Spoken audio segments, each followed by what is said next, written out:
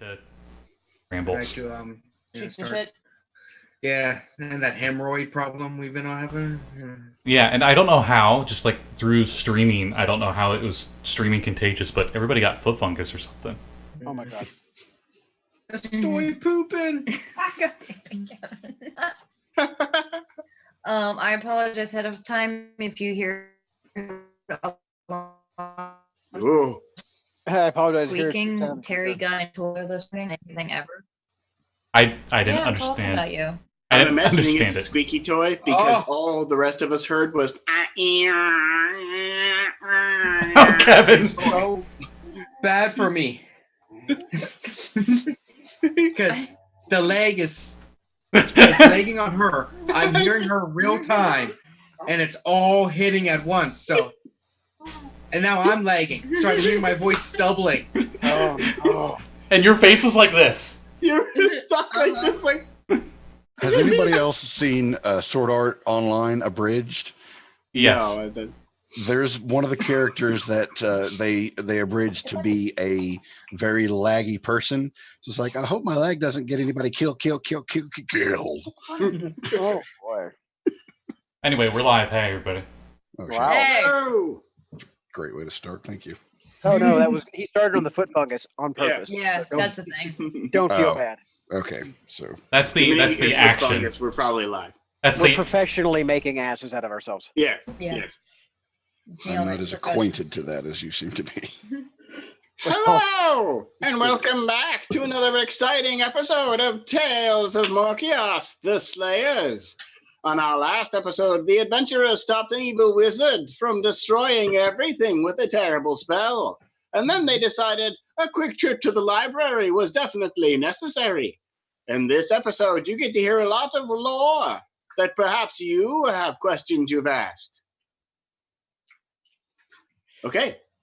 And Yeah. last we left, you killed the evil wizard that was using a Far Realm spell, and attempting to summon it in, and you found out he had a fragment of the Forgotten stuck to his head, which was apparently casting the spell, even though he was casting other spells to make things even more confusing. And then you decided a quick trip to the library was necessary. After you found out your dear friend Hashke is also a symbiote. Oh Yeah. right, yeah. Yeah. Yeah, were you ever going to tell us about that? We might have. I would assume it would have been after the buffet. I mean, the village. We ate a lot. We don't eat people though. Only fish. I was gonna say, is that a yet there, Hashke, or is that just not? If I find the right woman, maybe. Wait, if you're two beings, do you still go by one name? No. Anna's gonna What's take this like name? a half step to the right away from Hashke. Now, how does this make you feel?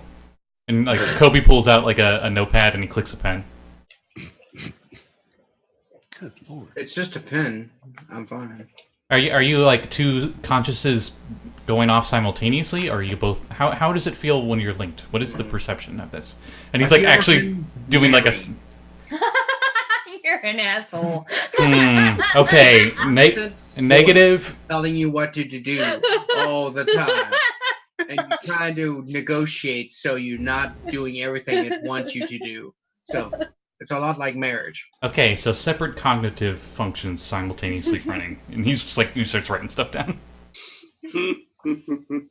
Why don't we ever go to that bar? Why do we have to go to this one all the time? Shut up! Why can't we eat a person just this once? Oh, I said no! that's another thing we'll need to test. Are you affected by anything that would cause hormonal changes, or maybe drugs that change the chemical balances in your brain? Oh wow, Coby, you have got to put the pin down for a second, man. No, I'm for this. I think what he's saying is we need to get Hashke high again. We've been Oh. getting high. Wait, what?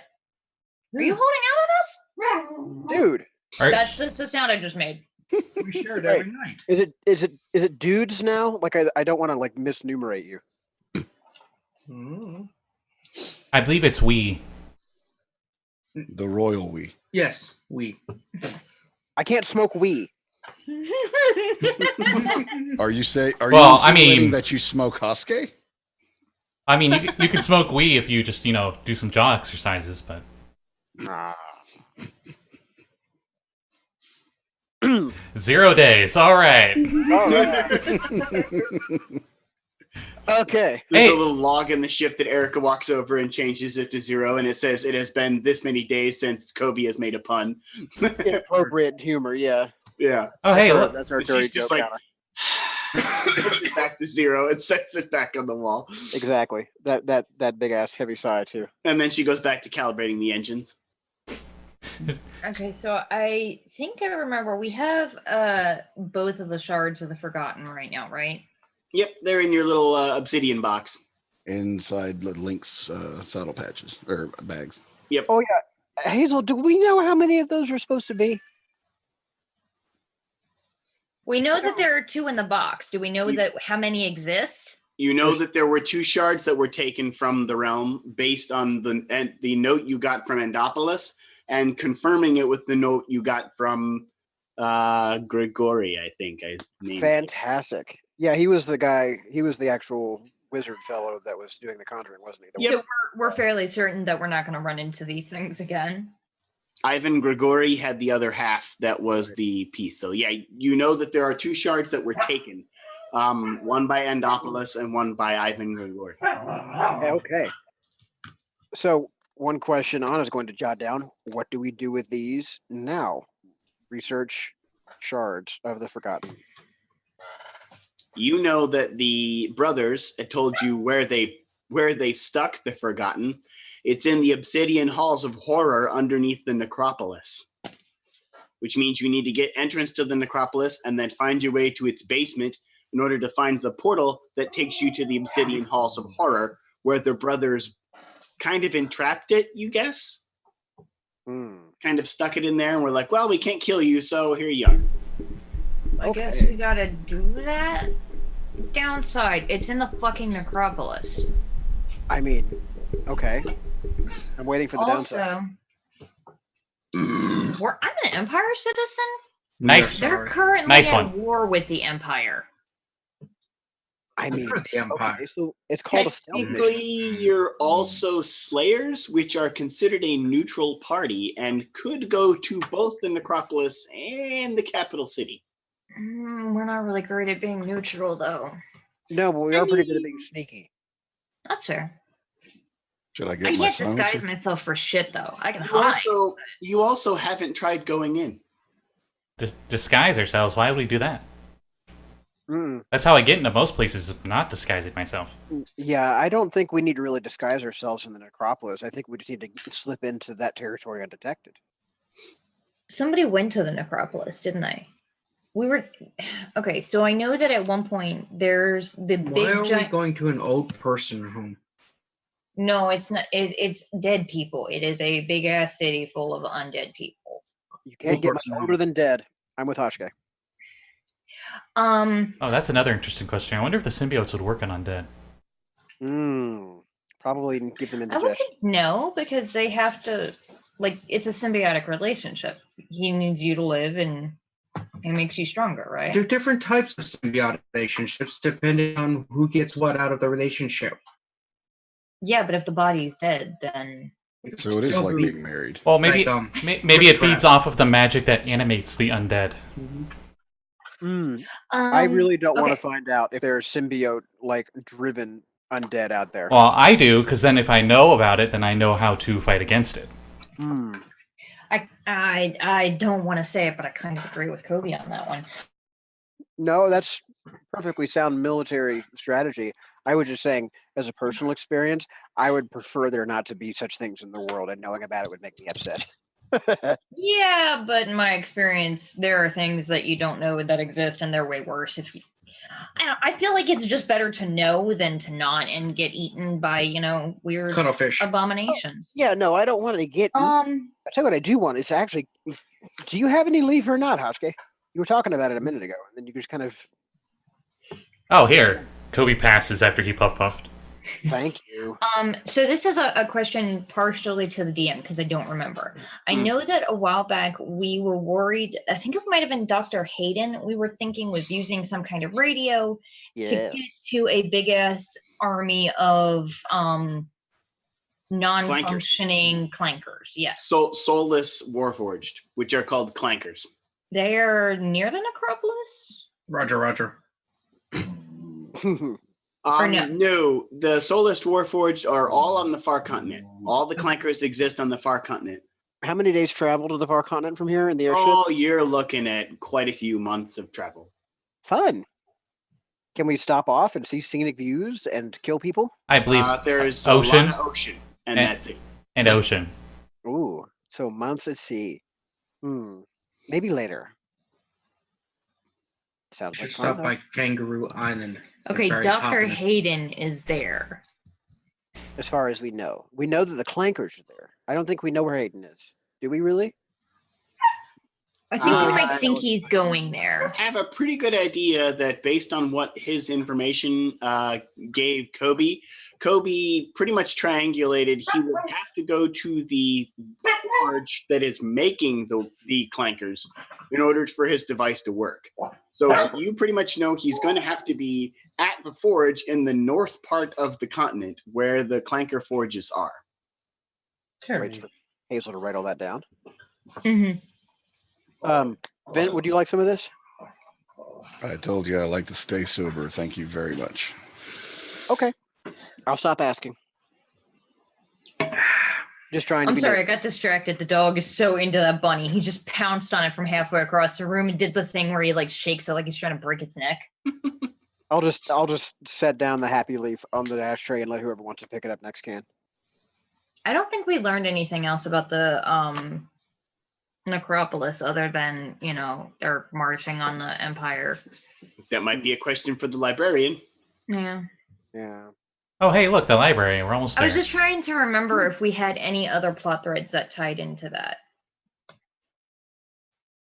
We still don't know why Prince Gregor wants us dead, do we? Prince Gregor doesn't really want us dead. Prince Gregor's Well, the- imposter wants us dead. Fake Prince Gregor wants us dead. Yes.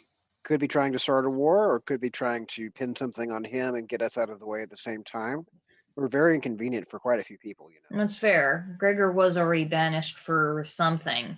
So maybe he's like, if I do other shit and I use his name, nobody's going to give a shit because he's already banished. Did Gregor happen to mention who set him up and got him banished, or did he just do that on his own? I don't recall that. He didn't tell us, I don't think. I think he Now, was very he avoided vague. but he avoided the question. He avoided Yeah. the question, but I remember him saying something along the lines of his father was trying to make an example that even the higher rulers are not immune to the rules, and thus banished his son after he was effectively framed for Yes. said crime.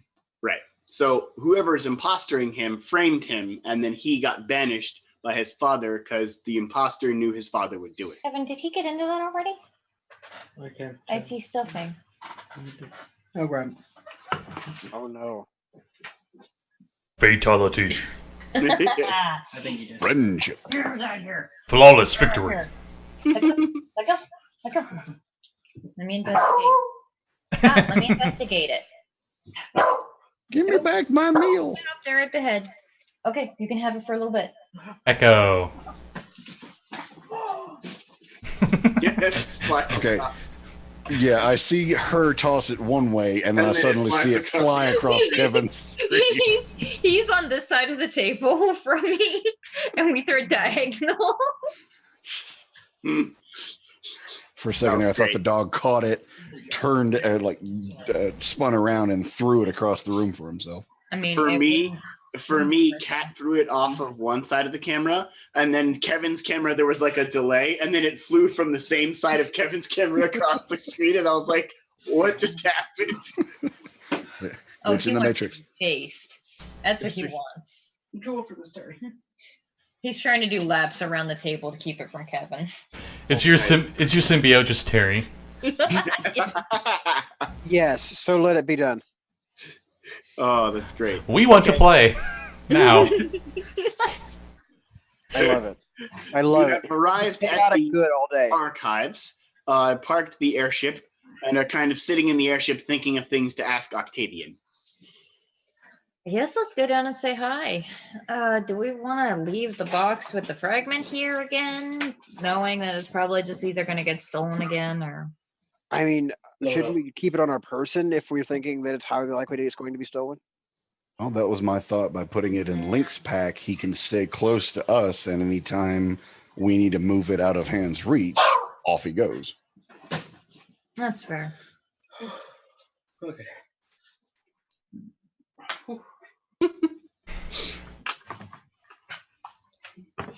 I see you pulling any more stuffing out of that, and I'm gonna have to take it. We'll see what information we can get on the Krampus as well. Yeah. We also wanted to look up anything about Prince Gregor's castle, because we know that the imposter has his castle. Pasta. And to figure out why the fuck he wants to kill us, I'm assuming we have to confront him, which means we have to find him in his floating castle. Yep. Okay.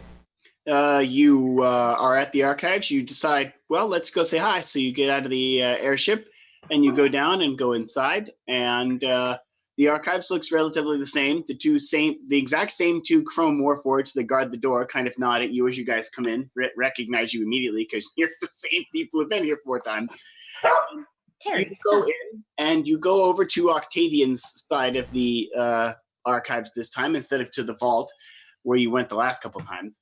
And you go in and Octavian manifests directly in front of you. Hey, Hello. buddy. Hi. Hi! Hey, Doc Ock. Screw you again. Have you questions or perhaps in need of answers? Yes, Uh, so many. Yeah, phew. Please ask. Do you have any idea what the Forgotten are? The Forgotten is a coalesced of several thousand souls, maybe millions, that died during the era known as the zombie apocalypse. This age resulted in there being no divine filter for the souls to travel to the forge, so they could not be reborn or remembered.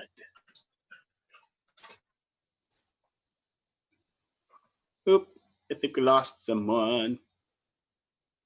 Oh, Oh, okay, you're back. did you get any of that? You guys were frozen solid for like 20 minutes. Oh, us? Yeah, no, we got all of it. Okay, I wasn't sure. If you I did. just haven't moved. You literally were like, and then the video played again, and you were literally in the same spot looking. That's fair. That's Writing. what I've been doing for like 20 minutes. Yeah, the only thing I've been doing is writing. Okay. So I their saw the souls pencil couldn't jump. go. Their souls couldn't go to the afterlife, effectively, right? Yes, that is why they were forgotten.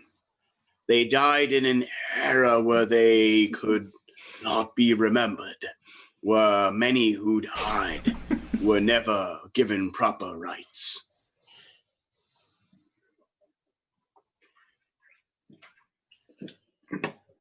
The brothers cannot affect them because they did not create them.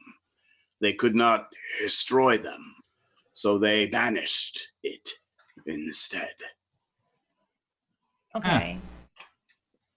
Any idea what connection this would have to the Far Realm, particularly opening a gate there? The Far Realm is only written about in 2 books in this librarium, one of which was by a group of Saluvian elves who left a book here ages ago to keep the information remembered. It says that this realm is a consumer of all things. If this Far Realm were to get into Morkios, it could effectively destroy every realm in every reality all at once. Morkios is currently located in nowhere, which... There's not a giant floating head. If it's No. located in nowhere, No. how did I manage to find this place? I mean, I kind of landed here by accident, but all things that are lost end up in nowhere. Morkios is the only place in nowhere as of now. There was another place here, but it is gone. What was that place? It was similar to Morkios, but not the same. It was a different shape. Shape? Yes. Interesting. Morkios is made to look like a planet. It is not. Dwarf planet? What do you mean by that? Can you clarify? It doesn't look like a planet. Then what does a planet look like, and what is this in different from a Morkios planet? is not a world like other worlds. Morkios is a vessel.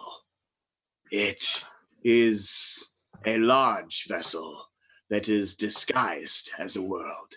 It was What is it a forged many vessel years- for? Okay. Who's going to say it? That's no space fish. What is it a vessel for? It was made ages ago by an ancient group of beings known as spellweavers. They crafted Morkios so that they can travel throughout different realities.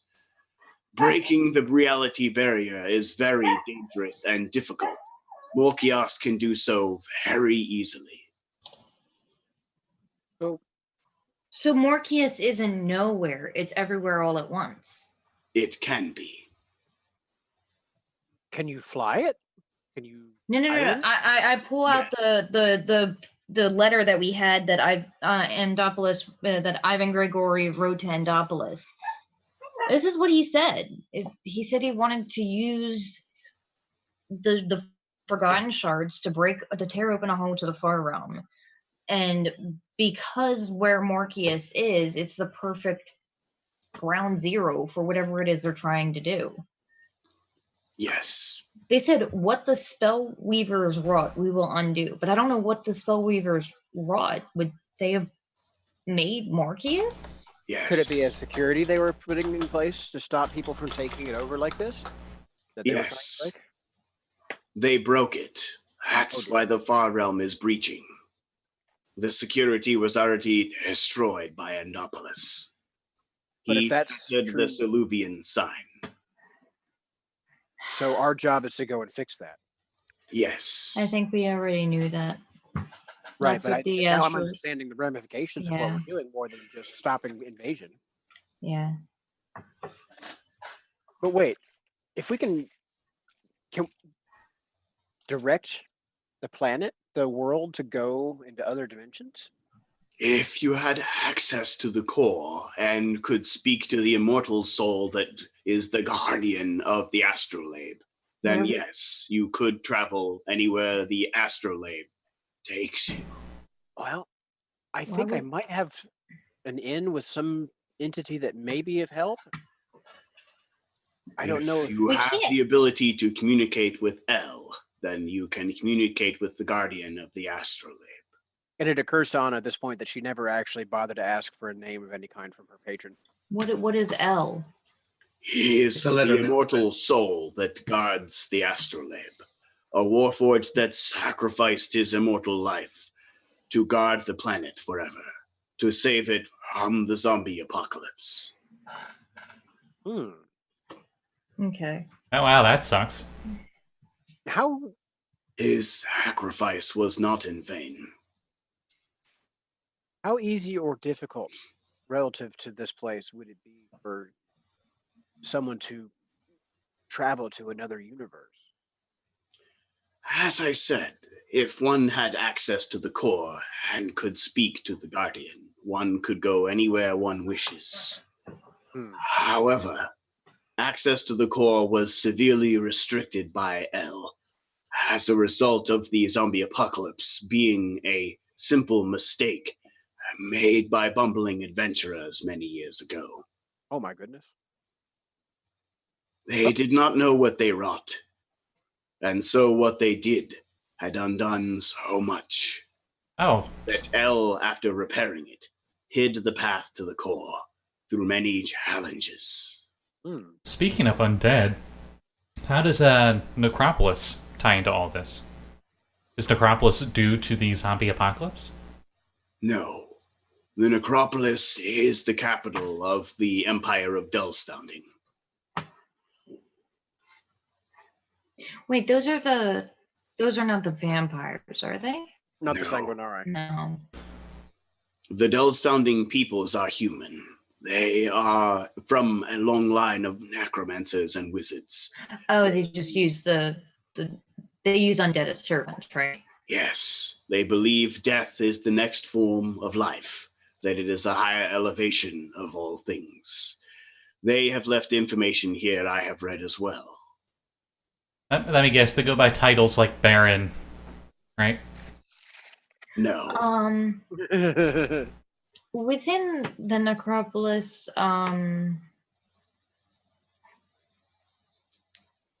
there's a spot where I'm trying to remember the details about where the hell we're supposed to put the fragment of the Forgotten. Yeah, there was a portal that went to the tomb of what was The it? Obsidian Halls of Horror. The Obsidian Halls of Horror. Sounds pleasant. Mm-hmm. Another place that touches the far realm but briefly. It is hidden deep underneath the necropolis. All necromancy spells cast in the Obsidian Halls of Horror are cast at no cost, Oh wow. and double the effect. Oh wow. It is perfect for making an army of undead, which is why the necropolis was built on that very spot. The caves they found underneath there led to the ancient obsidian halls, a portal long forgotten, left there by the spell weavers, who used undead to forge some parts of the core. So I highly doubt they would let us in there willingly. Sounds They like might. too important of a resource that they wouldn't want outsiders tampering with. Your Certainly wouldn't get slayers, started. That we are. a neutral party. Technically, if you did some tasks for them, they may allow you access. Interesting. Okay. While they would not normally do this to anyone else, you are in a position where you can negotiate simply by helping them resolve problems with monsters and beasts. I'm glad they're reasonable then. I'm also glad they're looking to hire. Always. The beasts are endless. They're undead, still require time, and are not. Well, it's a good thing we have steady work. Is there anything else we need to know about Necropolis itself as a city? Maybe anything about the politics? Who's currently at the capital running the place? Is it like a Also, why are they declaring war on the Empire? Does anybody know? The age-old war of Dullstounding and the Imperial Legion dates back to the age of Rashkin and Glabius. Rashkin and Glabius were there when General Zhao declared war on the Dullstounding peoples because he believed their necromancy was wholly evil. He declared war on them. Because of that war that was eventually won by the Imperial Legion, all the Dullstounding people who lived in the Necropolis area held a grudge. And since they're undead, they remembered that grudge forever. When they saw the time to strike back, they took it, taking back the land that was once theirs by their ancient peoples, reforging the capital that is the Necropolis. The city spans some 13 to 26 mile area. You will find many tombs and other things around that you would call similar to a home. The undead there will not bother you if you wear your slayer's pin proudly on your chest. If you do not, you may be food to some. So watch your back. If you find a guide when you're there, I suggest taking its advice. That sounds like a solid plan. The largest building in the necropolis is a tower that looks akin to a tall, spired cathedral. It is very tall and can easily be seen from quite a distance away. That is where you will find in the basement the portal to the Obsidian Halls of Horror. Oh, that's convenient. Be wary. The entity that rules over the necropolis is more than just undead.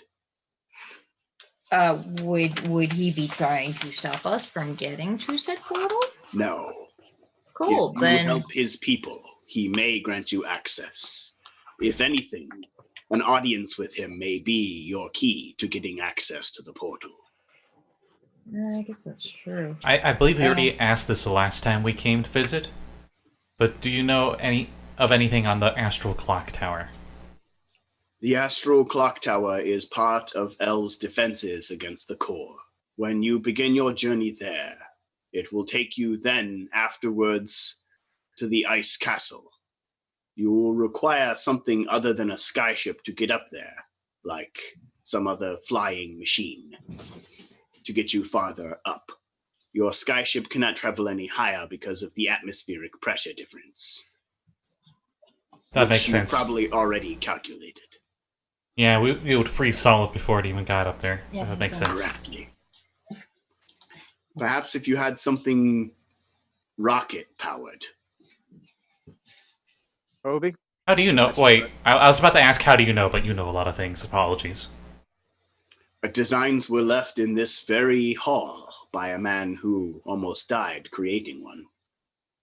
Would it happen to be a wizard who tried to make a fly spell and it just turned out it was a really, really high-level version of jump? His notes are also here. I They were found on his body. I believe the story is somebody went to talk with him, and he just stopped in midair right before he died and said, "Do you mind? I'm busy." That's how the tale goes. Also, I don't know why my voice changed there. That was weird. Maybe it's an influence off the ghost. I don't know. Interesting. So, I'll look more into that rocket stuff. Is there any other questions anybody else has? Goes turns around. I think Anna might have had some.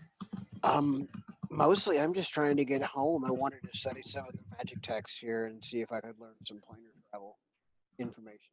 Oh yeah. What world did you say you were from? Well, we called it Faerun. And do you know anything on that? Faerun. There are several of those that this world has been to. There is one in almost every reality. We were in the third age, the last half of the third age. Oh no! Look, he ripped his nose completely off. Oh no, Terry! That is You killed it. not very descriptive. You have to give it to me. I don't know how else to tell you. If I could read some more, I might be Growl able at to me, you better rude answers. asshole. Here, I'll trade you. That does not limit down your choices. Many tales have been told about Faerun. Many tales still are yet to be finished. I would wonder that there may be a lot of realities where there could be a possibility you were from. I know that there's some summoning magics or some banishing magics actually that will send a target home, wherever it belongs. Like, banishment will work, but I don't know that spell.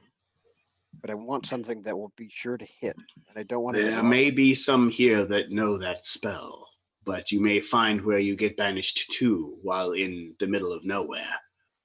Well, that wouldn't Might not be where you wish to end up. That's been my life for the last few years. And There is a small thing that may help you find where you're from. Yes.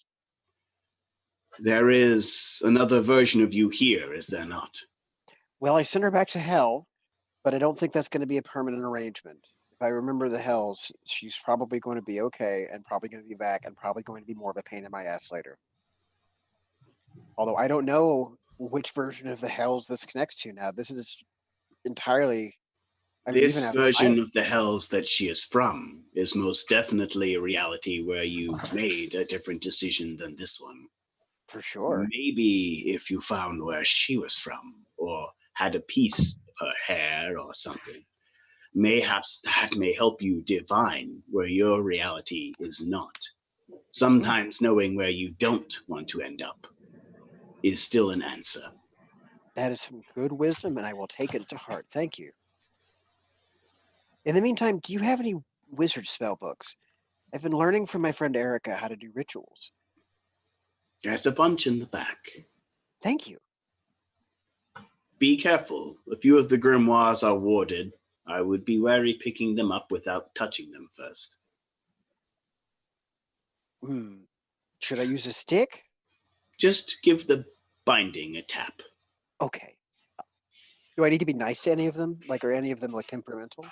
Don't touch the ones made with obsidian. Oh, what do I do with those? Just not read them? I would be wary. This obsidian is sharp. You could cut your fingers open. Oh, Well- that's considerate of you. I mean, I don't have fingers, he says, passing one of his hands through the other one. I'm sure I could find a tool to manipulate the pages with. But thanks for the warning. He nods. Um. Any other information you wish to know? Yeah, we were wondering about Prince Gregor. The Prince of the King. Yes. Particularly his floating castle. Like how to find it and who might be controlling it, and mostly how to find it and what lives there. Prince Gregor's castle is surrounded by an enigmatic bank of gray clouds. The clouds are always gray no matter what time of year it is or what time of day. Oftentimes the castle can be seen better at first dawn, but you would have to be high in the sky near the bank of gray clouds.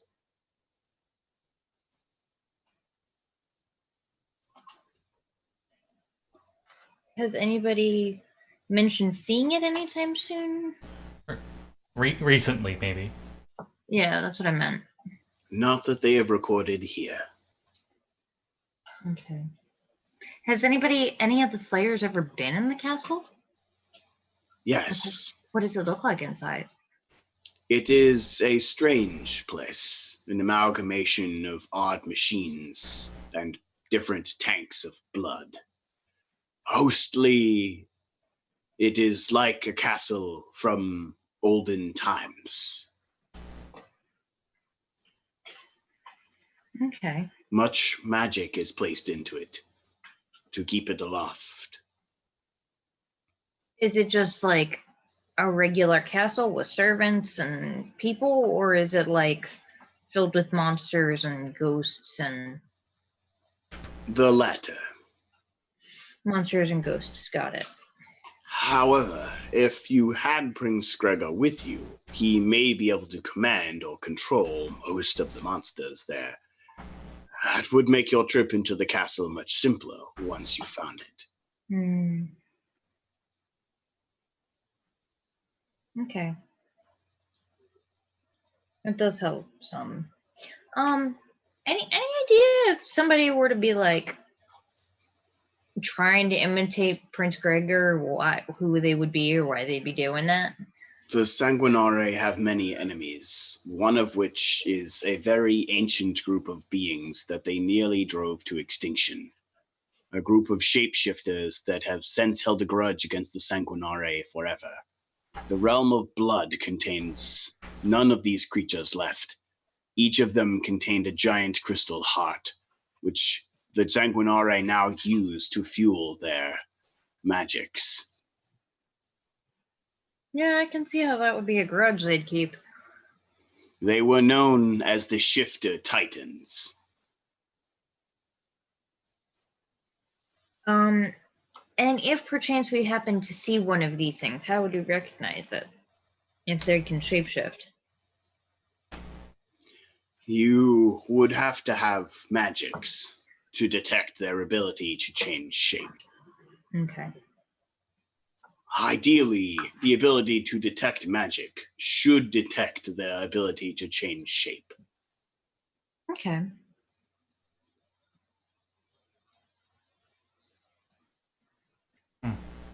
Anybody else got any questions? I was going to do some research in the rocket stuff, but besides that, I don't have any direct questions, I guess. I can't think of anything. I will probably be taking notes and adding to my murder board. All right, thank you for your time. Yeah. I Actually, will be here if you have more. We should go over next door to the Slayer's outpost and get our bounties. You can do that. I'm gonna look at these books about rockets. Yeah, no, you and Anna go have fun reading. Anybody, you two want to come with? I'll walk with you. Okay. I'm gonna. Octavian floats you over to the bookcase that the rocket information is on. Okay. Any of the blueprints of that crafter are left on this case. This book here is the one you need for all the rockets. He called himself Rocketeer. Had a strange helmet. Inventive. I love that. Actually, I do have something I'd like to ask. Ask away. Got any books on weapon modifications, specifically for long barrel rifles? Those 4 bookcases over there. Oh, nice. He points to the 4 bookcases that are several stories tall. And I will trot over them like a kid in a candy store. I'm gonna go get some money. All right. Might as well do the monies first. The monies You scene. trot over to the monies, and you find your favorite orc sitting there, polishing his axe at his desk. Ah, good to see you back. Hey. You should leave him alone for that. We have a couple bounties that we finished. Good. Local weirdo hanging outside town with a trench coat. He's a weirdo. I mean, that's pretty much what we had to report. I'm genuinely struggling to remember what the fuck was up with him. Do we remember? I just remember. Wasn't that local? Yeah, it was him, but I was trying to remember, like, what was he doing or where was he hanging out? He had a Yes. strange ghostly figure dragging behind him that I think Coby or somebody else saw. Somebody used magic to see it, and they saw it, and they were like, "Oh, it looks a lot like our Reaper friend." It was my suit that could see it. Let me see it. Yeah. That's right. Yeah. Okay. And then there was, I literally, the only thing I wrote down for the bounty was strange lights outside the city. Assess the issue. There are sounds of battle frequently heard, and it's common to find the dust of dead Nothics in the area. And that's all I got. I don't remember what that one was about either. Because at first I thought that you cannot have fucking McDonald's barbecue sauce. I'm sorry. Or can he? You can't. Well, do you remember the sandworm? I You mean, can't have barbecue sauce either. I'm not sure if you'd even taste it. You're pretty sure you don't want to give barbecue sauce to the sandworm. Also, it's a barbecue sauce intolerant sandworm. Oh no! It gets backed up and dies. Yeah.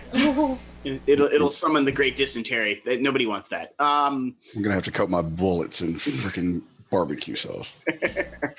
And Right, I'm back. Oh wait, there's a book on that. Hang on. A1 bullets, the A1 mod. the A1 bullets. Oh god, I love A1. No, basically, the lights outside the city to the south, you found out was some weird lady that summoned glowy blue armor and had a big glowy blue katana and a glowy blue naginata, and then her armor disappeared, and she had weird glowing tattoos all over her body. Yeah, She was wearing shorts that were way too short and a tank top. She was hot. That's right. She And turned was- Coby down. Yeah, she had like 20 charisma. And then the one I do remember was the eyeball in the sky thing that killed 100 people. And yeah, no, he brought a giant frickin' eyeball into the sky. So I believe that altogether that is about 5,500 gold. Awesome. I know, it's amazing. He takes the bounties. He takes the notes that you gave him on the bounties. He nods and then sets down a big sack on the table. Hell yeah. Good work. Looks like you still have a couple more that you took. When you get Yeah, those sure. done, come back. I think the only other one that we have is the crashed skycraft over by Fisher's Ruins. Yeah. Yeah, I don't think anyone else is going to be messing with that. We didn't post that bounty too many places. So Mm. that one was kind of a you grabbed it at the right moment situation. That's fair. That'll be a good one to hit next. Okay. Everyone gets 1,100 each. Yay! Thank you. That'll go nicely.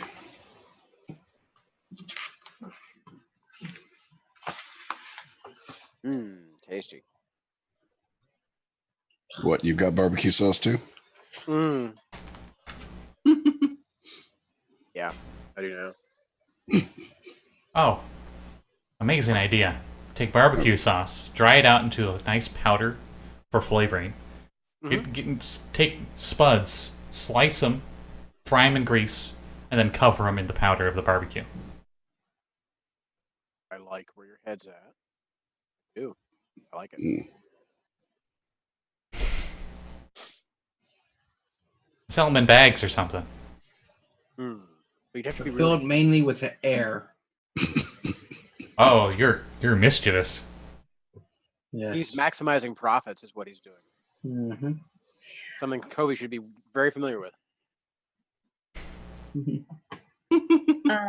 So I found some new spells, guys. Nifty. What'd you find? I found one that if something really bad happens and one of you dies, I can keep you fresh for pretty much as long as it takes to get you the cheap resurrection that doesn't hurt. That would be helpful. Yeah. So I mean, it wouldn't have helped Erica, but yeah. Yeah, no, but it's Yeah, good. no, And then also, I got the one. I'm gonna try and get a direct line with my patron and see if I can get us some answers from another source in addition to what we've already got. I mean, don't get me wrong. The library is great, and old ghost guy he's a really cool dude, and he's been very helpful. But he just doesn't. There's just things he just doesn't know. So I'm thinking, why not get another outside information? You're just talking, and behind you, he just sadly just disappears behind one of the bookshelves. No, Anna is totally trying not to disrespect the old ghostly librarian because she thinks he's pretty special for being, an old dead guy in a library, which, I mean, is not normally her preferred terrain. But he's been good to her, and she respects the hell out of him, but also recognizes that there are limitations to staying in this dimension. So, but the downside, if you see me walking around just gibbering nonsense for a while, put me to bed. Just letting you know up front. That's a problem that could happen. If it goes wrong, just put me to bed. Okay. Okay. Just letting you know right up front. In case I'm walking around and speaking gibberish, I'm not talking to my god. I actually had a spell go wrong and I need to go to sleep. Okay. Cool. Good to know. Thanks. She looks inordinately pleased with herself for some reason. So, I'm thinking our next bet is probably dull sounding. I'm not super into the idea of it, but these boxes need to be somewhere that they can't be taken from. And as far as we know, the only thing that can get them out of that room is a god. So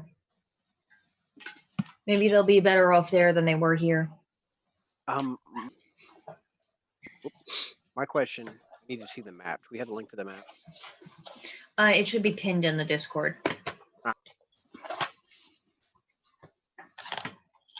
Oh, wait, which map?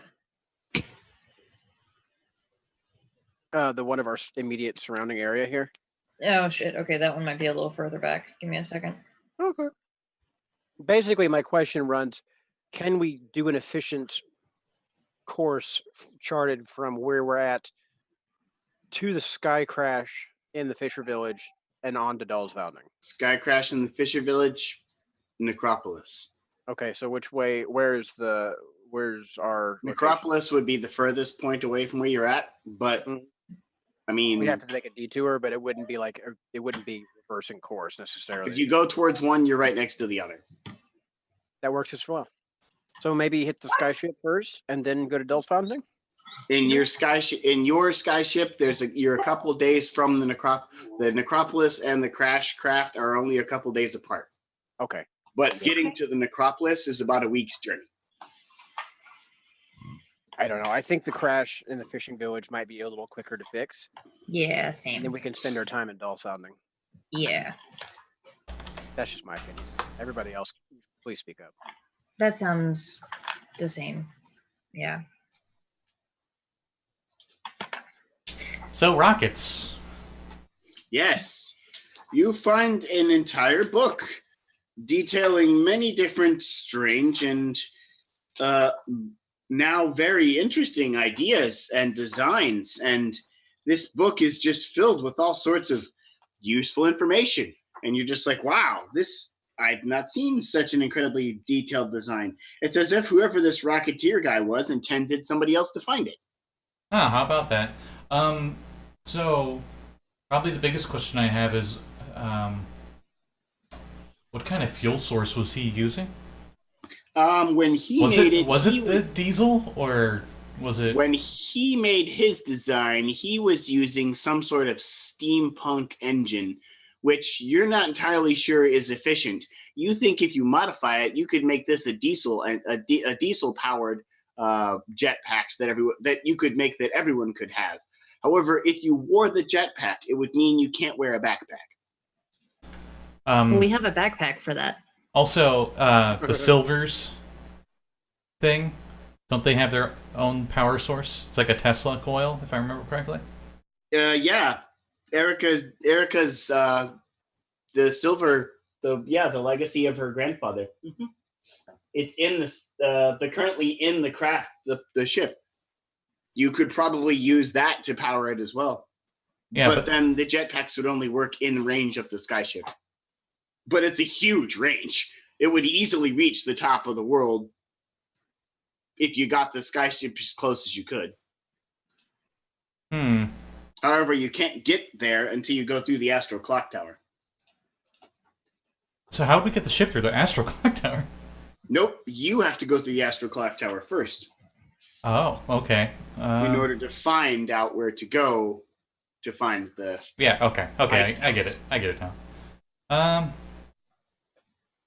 Interesting. So the way the librarian described it, so it's not confusing for everyone, is in order to get to the Ice Palace, which is your next path to the core, you have to go through the Astral Clock Tower.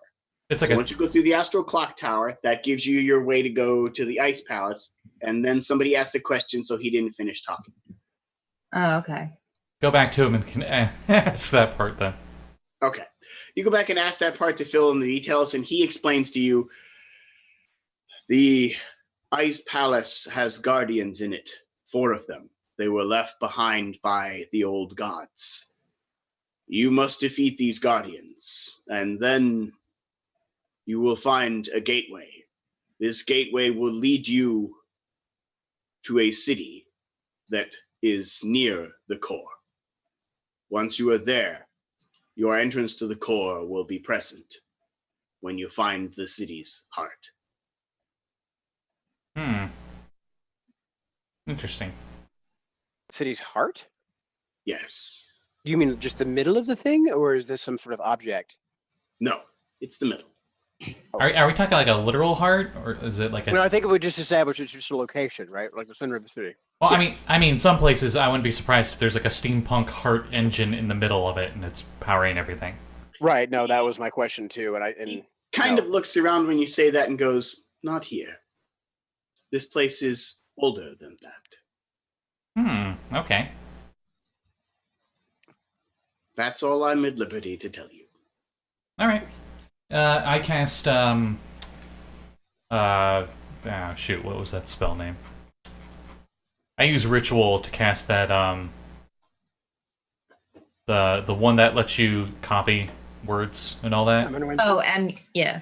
The one I can only do once a day. So I just do it for the blueprints, so that way I can take a copy of the blueprints with me. Damn, that's clever. Yep. I mean, that's the whole reason I even studied the spell. Amnesis. Yes. Oh, can I use my ability to learn that? My ritual caster? I believe Blake said you could use it as a ritual, but no. Does it count as a wizard spell? Amnesis counts as a spell. Yeah, here, let me... Would it be on the wizard spell list? I want to say probably. Yeah, it's on the wizard spell list. Okay, It's- then it would be something that I could learn with Ritual Caster. Here you go. Cool, thanks. I like that Anna has been turned into a bookworm. Kind of against Blake, do we know which of these fishing villages it is that has this crashed skycraft near it? Yeah, the one that you saved from the giant spiders. I don't remember how. Wait, hang on, I lied. I do know where that is because I found it earlier. Do you still have access to that map I made? Yeah, that's the one I'm looking at now. Okay, so it's the one that's directly south of Einrich Labs. Yes. Cool. And so there's a little hilly area, and if you look in the map, there's a tiny ruins in the hilly area. Yeah, that was spoilers. That's where the craft is. Oh, okay, cool. It's hidden, but you can see a tiny ruins. That's where the ship crashed. Oh, yeah, nifty. Okay. I just pulled up the Spoilers, map. and nobody noticed. I just pulled up the map and zoomed in a little bit so people could see, maybe. I will be sending a new edited one that I'm making right now with our Okay. new locations. Okay. I ran out of room on my first level spells, so I had to Nice. stack all my ritual spells on the one line. Nice. Well, it doesn't help that getting first level paladin spells means I get all the first 11 paladin spells. Hmm. I just have to tick off which ones I have prepared. Okay, cool. Weirdly the Necropolis would be closer, but yeah, no, I do think the crashed skyship would be better. Just quicker, I think.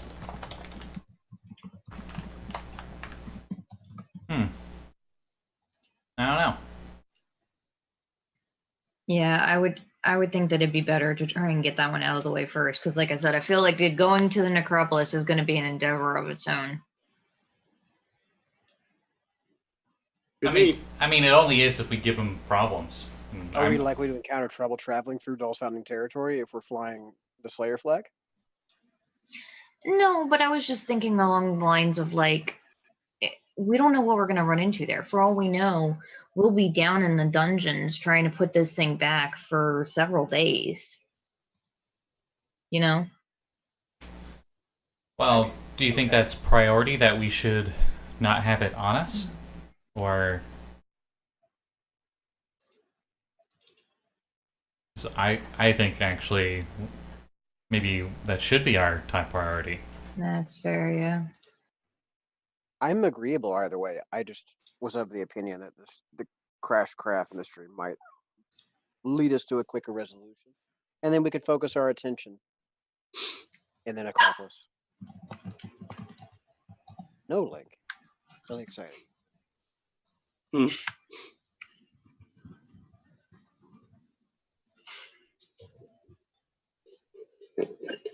Nice. I just updated the map. Nice. My scribbles on it. Crashed spaceship, question mark? Yeah. Or nailed it. skyship, question mark. I won't put that one in the overlay because No, I go already got for it. I don't care. I got the other version, so it's whatever.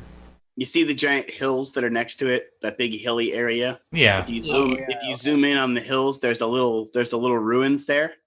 Boom. Here. For those of you watching in post, Oh yeah. I just see cropped and zoomed in. So you see the Fisher village, right? Then there's Einrich's labs up there. Then there's all that other stuff. Our dungeon master, the radio host, has been describing. or DJ, as it were. Wrong era. What's that? Let's Sounds like a nickname. uncrop. Yeah, I'll just keep that part of the map for now. Oop, okay. Yeah, I guess it would be smart to probably go get rid of this thing first. We should get rid of it, but pretend like we still have it. So that way, if anyone wants to get it, they'll go after us instead of where it's actually at. Or they won't even try to search for where it's actually at, because they'll think we have it. I mean, okay, but how do you plan to do that? Yeah, I'm curious too. I mean, nobody knows we have it to begin with, other than, the gods and the dead guy who we took it from. Oh, well, never mind. I was thinking spreading rumors around is usually how you can get some fake information out to cover up real information pretty well. Yeah, but that's also how you attract attention to yourself and get yourself kidnapped so that people will... But if you attract attention to yourself, then they wouldn't think you're trying to hide anything because you're attracting attention to yourself. Because you're not trying to be subtle at all. Exactly. Okay, Jesse, that really fucked me up for a half second. What? I just saw the very beginning of it, and I thought you were unscrewing an Oreo cookie, and then it just goes like venom slime. Yeah. Yeah. Your cat is like, what the heck is that?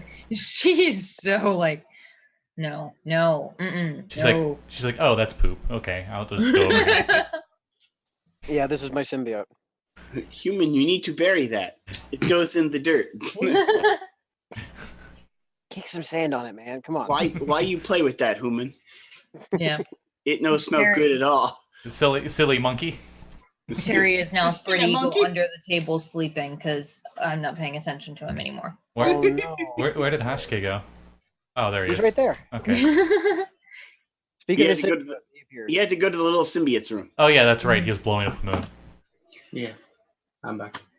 So we've decided that we think we're going to go to the necropolis because we might want to get this, box of souls that's burning a hole in our pocket to not be there. Okay.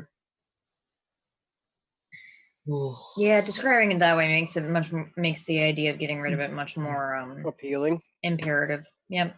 Yeah. Going to Las Mortas. Do we need anything? I mean, ideally, we won't be fighting any undead. But if we do, I have a whole bunch of holy oil still. That should work on them, right? Oh yeah, for sure. Like the holy silver shot would be definitely a hot ticket item to bring today, and I will try and make sure to. Sorry, Hey, a whole lot. Hey, Vint, you look like someone who would favor specific type of enemies. Are you fine with us going through Undead Town? Or is that something you favor to kill, or?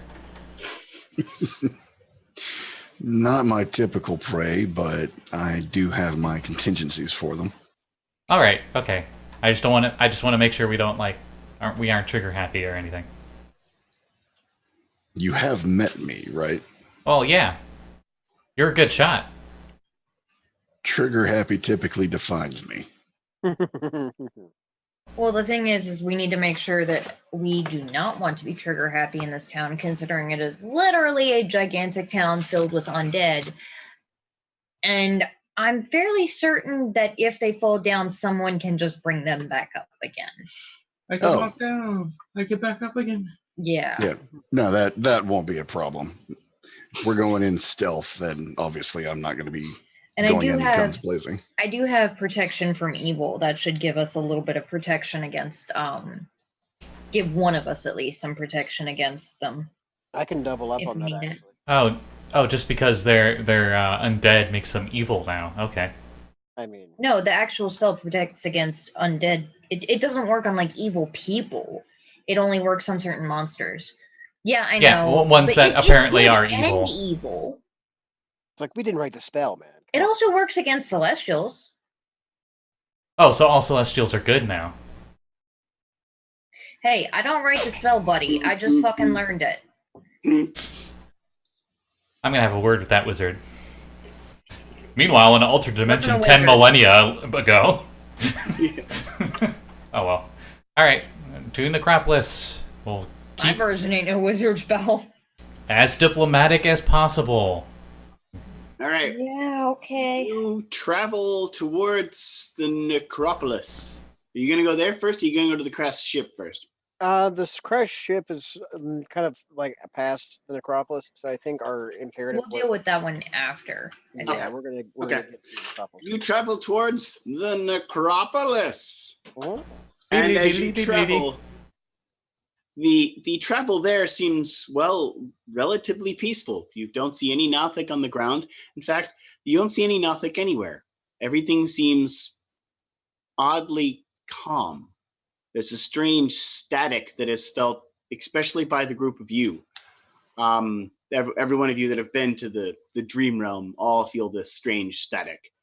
It feels like it's more and more prevalent as time passes, as if this static is just building. Do I notice that at all, considering I've never been to said dream world? Nope. Okay. How many The air just seems relatively heavy. how many weeks of travel are we doing here? Just a week. Oh, just a week? Yeah. Yep.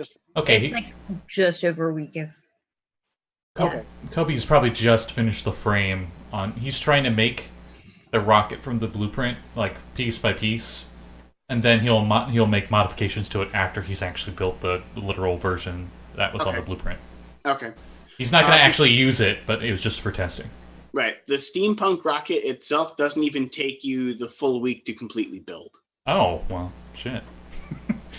The giant brass casing was probably the hardest part to bend into shape and to place because you didn't really have a forge nearby, so you had to use non-forged means. But you still managed to do it. And for some strange reason, the person who designed this said, if you choose to use some sort of liquid fuel, always make sure you have bubble gum. You're not really sure what that means and why. Always have bubble gum with you in case there's a leak. You don't, again, you're not really sure why he suggested bubble gum, but... Let me just double check his measurements then. I don't think he was quite there in the noggin. You're not sure. For some strange reason, he seems to think it'll fix a liquid leak, even though you're fairly certain bubblegum's not going to stop something from leaking. Oh, what's this? A clip of paper. Huh, well, weird. Exactly. And you reach an area you find to be like the very ground itself has died. You notice the plains suddenly turn into a dirt, like a blackened dirt area where the soil itself looks corroded. Ew. Check that out, guys. Well, did you think anything would be alive in something called the City of the Dead? Well, I didn't Right. expect, bunnies. He's and gonna point flowers. out. You do see undead bunnies hopping around Ugh. and some flowers that are walking about. I'm Wait. staying away from the flowers. They have a rather sinister look to them. Are they kind of like toothy? Not so much in the toothy aspect, more just sinister in the facial expression. I know we're being diplomatic, but if any of the flowers say howdy to us, I am shooting it. No free, my man. Yeah, I'm Do I kind of think with you on that one. Okay, so do I think those weird flowers are like a semi-natural occurrence based on the poisoning of the land? Poisoning, Yeah, or- natural. You think so? Okay. Well, there's a difference between like the necrotic energy seeping into land and just degrading the world around it and creating weird shit. And yeah, that's a monster. You think it's a result of the necrotic energies corrupting the land. Okay. Yeah, they all seem to have had a bad time. Oh, okay. Bright side though, we're in my favorite terrain. Undead. Graveyard? No, fucking plains, damn it, grasslands. Oh. Oh, okay. Like how everyone says everything but an actual terrain in In the D&D. distance, you see a tall wall. This wall seems to be 30 feet in height, as this tall stone wall almost appears to be made out of one solid piece of stone. Oh, that's a short wall as we fly over top. Right? Should we knock on the front gate? You see large hulking figures standing on either side of what looks to be a gate. Outside. I think it might be polite if we landed outside. That's of what the I was wall. gonna say. We should probably knock on the door if we're not trying to create a incident. Well, it's not like we're illegal immigrants or anything. No, but we're observing diplomacy, yes? Yes. Okay. You're literally building rockets, Coby. I built a rocket that I'm not using. I'm just saying. By the way, Typically, Coby. most people aren't cool with you fucking airdropping into a city completely unannounced. I'm cool with it. You're back. Wait, they don't have any landing pads or anything here?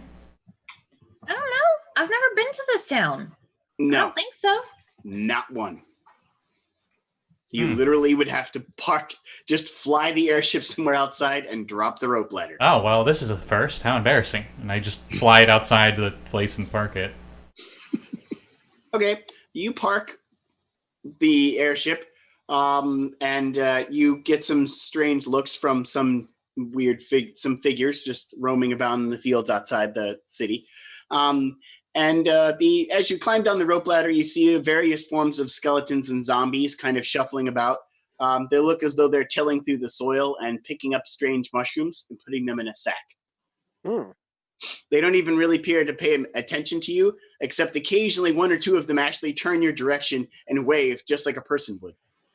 Ooh. And then they go back to picking up the mushrooms and putting them in a sack.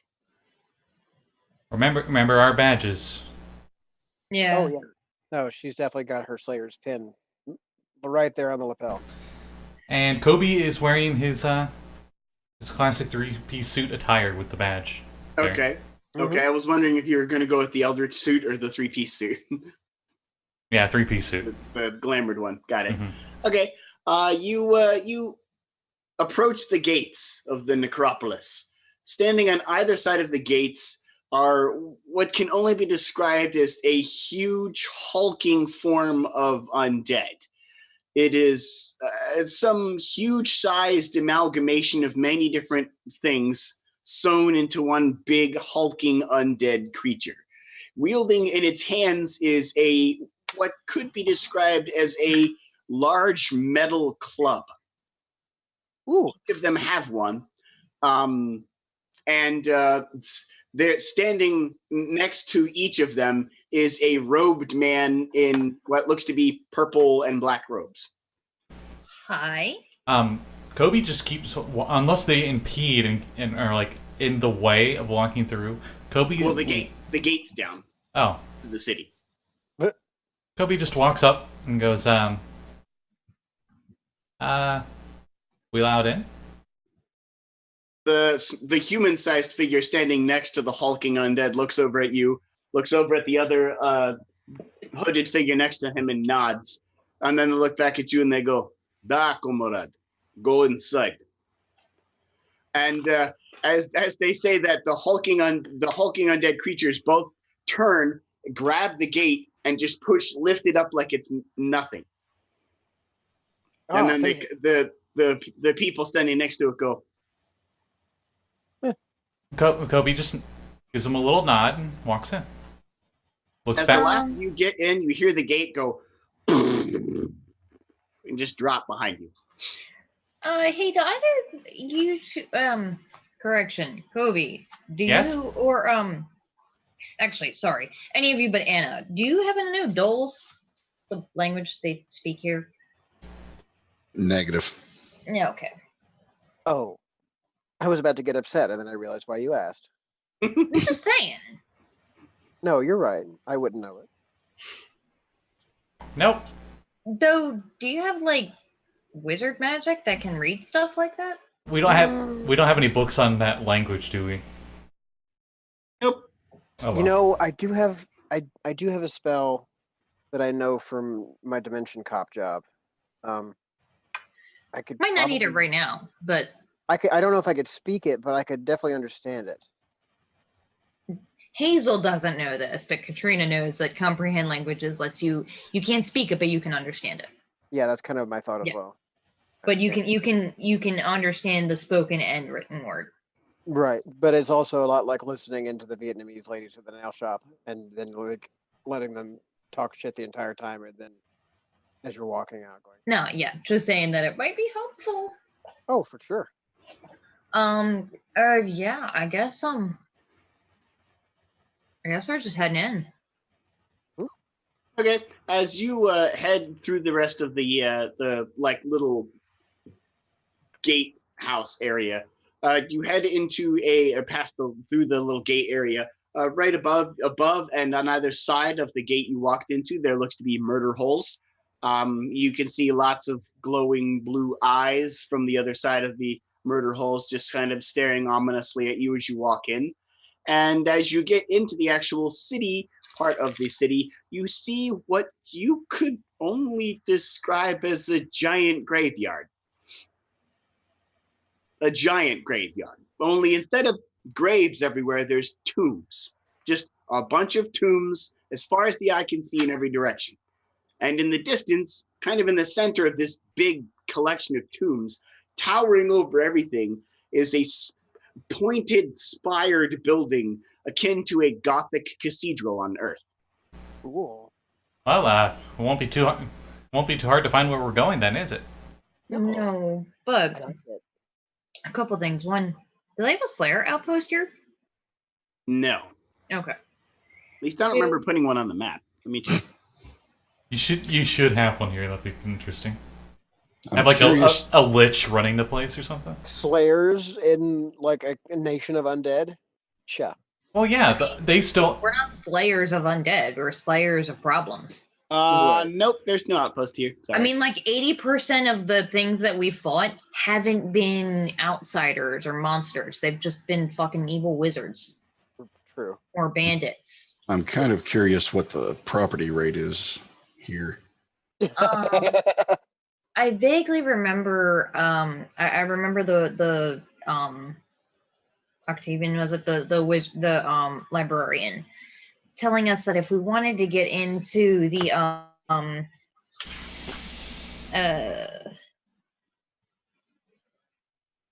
Obsidian Halls, it's probably best to talk to the guy who runs this town. If we do him a favor, he'll probably help us get down there.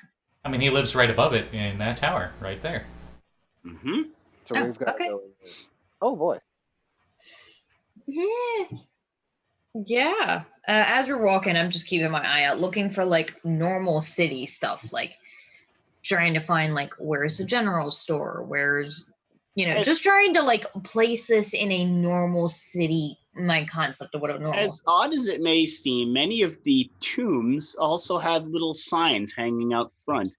Carved into a wooden, sometimes stone sign out front is a series of strange language scratchings that you can't read. And a little translation in common, or in it would be Centrus. Yes, thank you. I forgot what I wrote down for that. In Centrus, a translation to Centrus. On some of them, not all of them. Most of them just have something written in this strange language you can't read. However, it is scratched into a few of them a translation to Centrius that says general store, tavern, and stuff like that. Anna would like to take 10 minutes and just sit somewhere and cast comprehend languages so for the next hour she can understand what the fuck is being. And one of them that catches your eye says market. Ah, there you go. It's written apparently right I was wrong. Centrus is the name of the people. Warwick is the name of the Warwick. language. Warwick. Sorry. Yep, Yeah, Warwick. that's what it That's was. the language. I'm like, I remember we had that established. I just couldn't remember what the language was. Yeah, I wonder what they would need for their daily on life, because they don't need food, Sure. but they Well, would probably not still need to keep maintenance. I presume not everybody here is undead. Well, then how is all the food exported then, or imported? I should say. Well, they're outside farming, my dude. Did you not see the mushrooms? You have heard of delivery before, right? Well, yeah. I'm just if- curious to if- see how their local economy is, and I just walk into the market. Yeah. That's why I was looking. Yeah, we're walking You in. walk into you walk down the stairs into the underground market. And the underground market area has a series of torches which burn with a eerily blue light, which light the entire area. Standing behind several stalls, which are like any other market stall you would see, is a menagerie of different skeletons, zombies, and some very zombified-looking people, as well as some people who look like they're alive, but upon closer inspection, their eyes look a bit glassy. And the variety of things you see at their stalls are all sorts of things you could imagine someone would need. There's a stall of perfumes. There is a stall of bleaches for various bleachings of one's bones so that they're nice and white. And there is a stall that sells clothing, most of which is purple. And the common color around here you see. And you see all sorts of different random just stalls. There's one that sells magic items. There's one that sells wizard spell components. There's one that sells potions. There's one that sells poisons. All sorts of stuff like that. Coby's suit turns into the full mech suit, and then it turns back. But it's the exact same 3-piece suit that he had before. He has to switch to its default form before he switches to a new outfit, essentially. Okay. And his new outfit is literally the same, but instead of black and red themed, it's black and purple themed. Nice. One of the nearby zombies goes, oh, I and just kind of nods, making a groan. So, do we need anything in the stores, Hazel? mean, I was just looking. Okay. Get the bleachers here, get your bleachers. Can't have nice white bones without some bleachers. Get your outfit here. No sense in walking around in something that's not purple. Hey, miss, do you want something that's purple? Sure. What do you got? I've got all sorts of different clothing. Lots of purple. You have any purple? He has a variety of different clothes, all of which are styled in the color purple. I don't know why, but maybe it's my gnomish heritage. Purple just seems like everything should be purple colored. I don't know why. That's fair. I like your taste. It is good. Anna's going to use her disguise self and just retint everything she's wearing in the right shade. That purple vest over there. We'll get along well here, my friend, with that mindset. He says, seeing you use that. Good spell to have.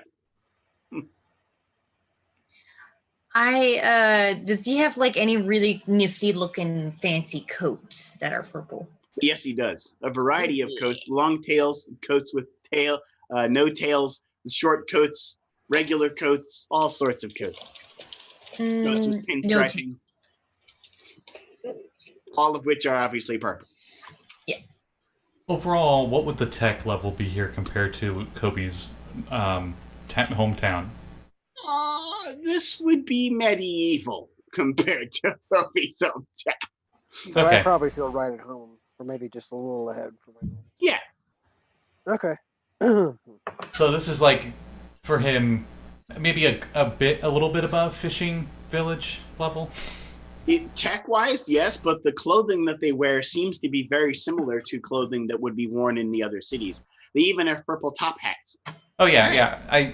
They're definitely a lot more cultured, but I just interesting. goes to the new.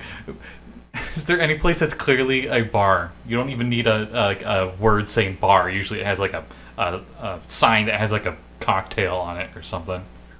Is there any of that nearby? You didn't initially see one out there, but there was a sign that you walked past for a little tomb that said tavern. Interesting.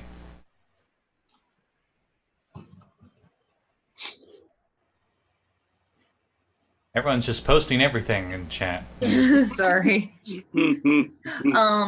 Oh God, I made a mess of that. Sorry, Oh boy, that's a big link. I broke that. I double posted in the middle of itself. Oh God, that's so loud. Not quite that. I don't know what it's what the fashion is called, but there's one thing I see all the time in like I mean, he does have that coat. so like a little bit more subdued, like the sort of like Imperial Navy sort of thing with the little Okay. buttons. Yeah. Mhm. Yeah. Yep. Something like that. Yeah, he How definitely much has would that. that be? It's purple. You're looking at pretty much all of this guy's clothing being find it. Would it be traveler's clothes, common Yes. clothes, noble clothes, Probably has all of this them. is travelers, and he has some noble. I think nobles cost like 15 gold or something, but that's because it has a lot of little pieces of like necklace and rings and stuff. Right. Mm-hmm. He has some 15 gold piece nobles clothes, but a lot of this is just a traveler's clothes for a couple gold. Okay. Sorry, guys. I'll be right back. Okay. Yeah, so she'll probably get one that's like, I don't know, 5 gold maybe. It's one of the more expensive pieces of clothing that she's ever bought that hasn't been forced on her by Anna. Nice. And then I'm making my way over to that magic item shop because fuck yeah. Magic items here, magic items, all sorts of magic items. What kind of magic items can I help you with? Hey, what kind of magic items do you need? By the way, the shopkeeper is literally a skull sitting on the counter talking to you. Is there a Oh my God, I arm fucking with like love it. a hook bone blade that is a boomerang arm? No, it's just a skull sitting on the counter. No, I mean like one of the weapons. Sorry, I'm thinking Breath of the Wild. You know, how, Yeah. like the skeleton lizards, you can like throw their arm and it's a boomerang. Yeah. There's one of those here, and it's still moving around. The hand is anyway. All sorts of different magic items, weapons, all sorts of things I can get you. What do you need? Well, I tend to favor arrows. Do you have anything like that? Oh, we got all sorts of arrows, darling. All sorts of arrows. What kind of arrows do you need?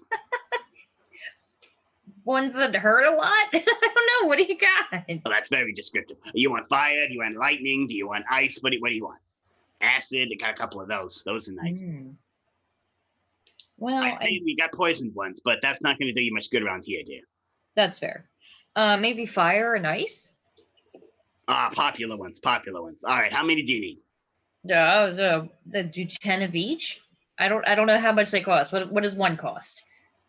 A single arrow. That's not going to do you much good at all, darling. Why don't you get a whole quiver?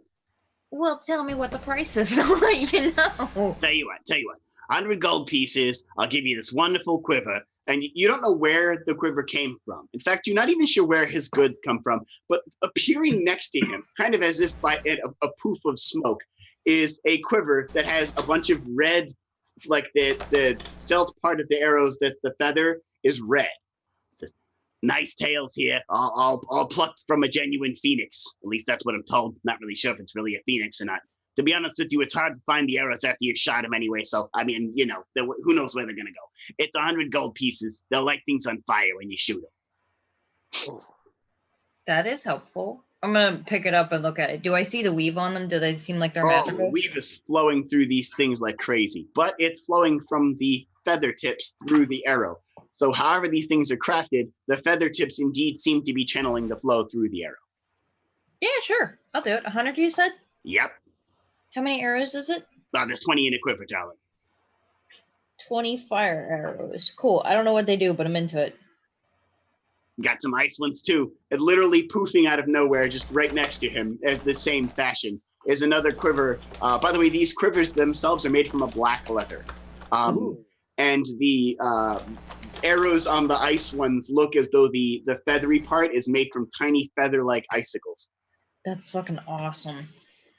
Same thing, but it frosts things. Make them nice and chilled. Sure. Also good for cooling down your drinks. Seems like a waste of an arrow, though. Done. I got cups for that. How much was that? 100 gold for one of those? Yep. Whole quiver. You got 20 arrows. Guaranteed to make things nice and I cold. love this place. Puts down a little coin pouch of 10 platinum. Oh boy. Deal. Another quiver appears. It's made out of black leather, and like I said, the little feather tips look like they're made of tiny icicles.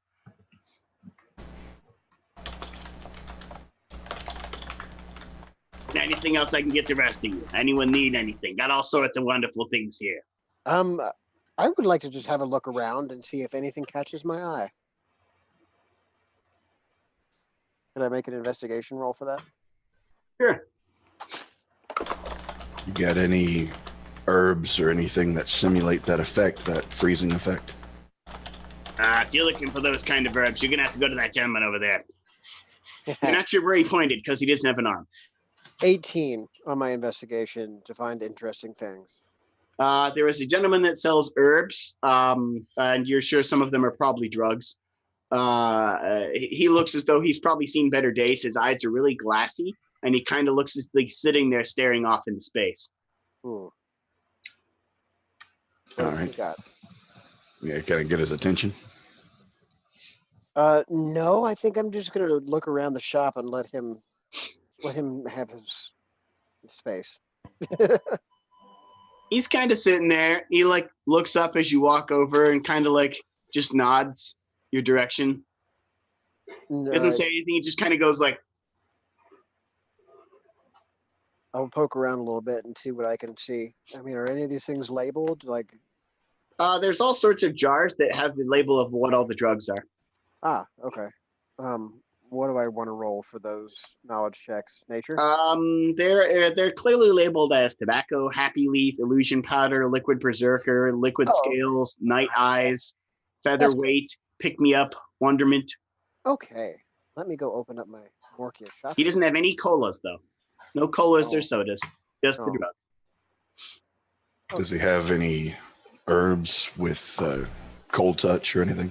Nope. I'm not sure.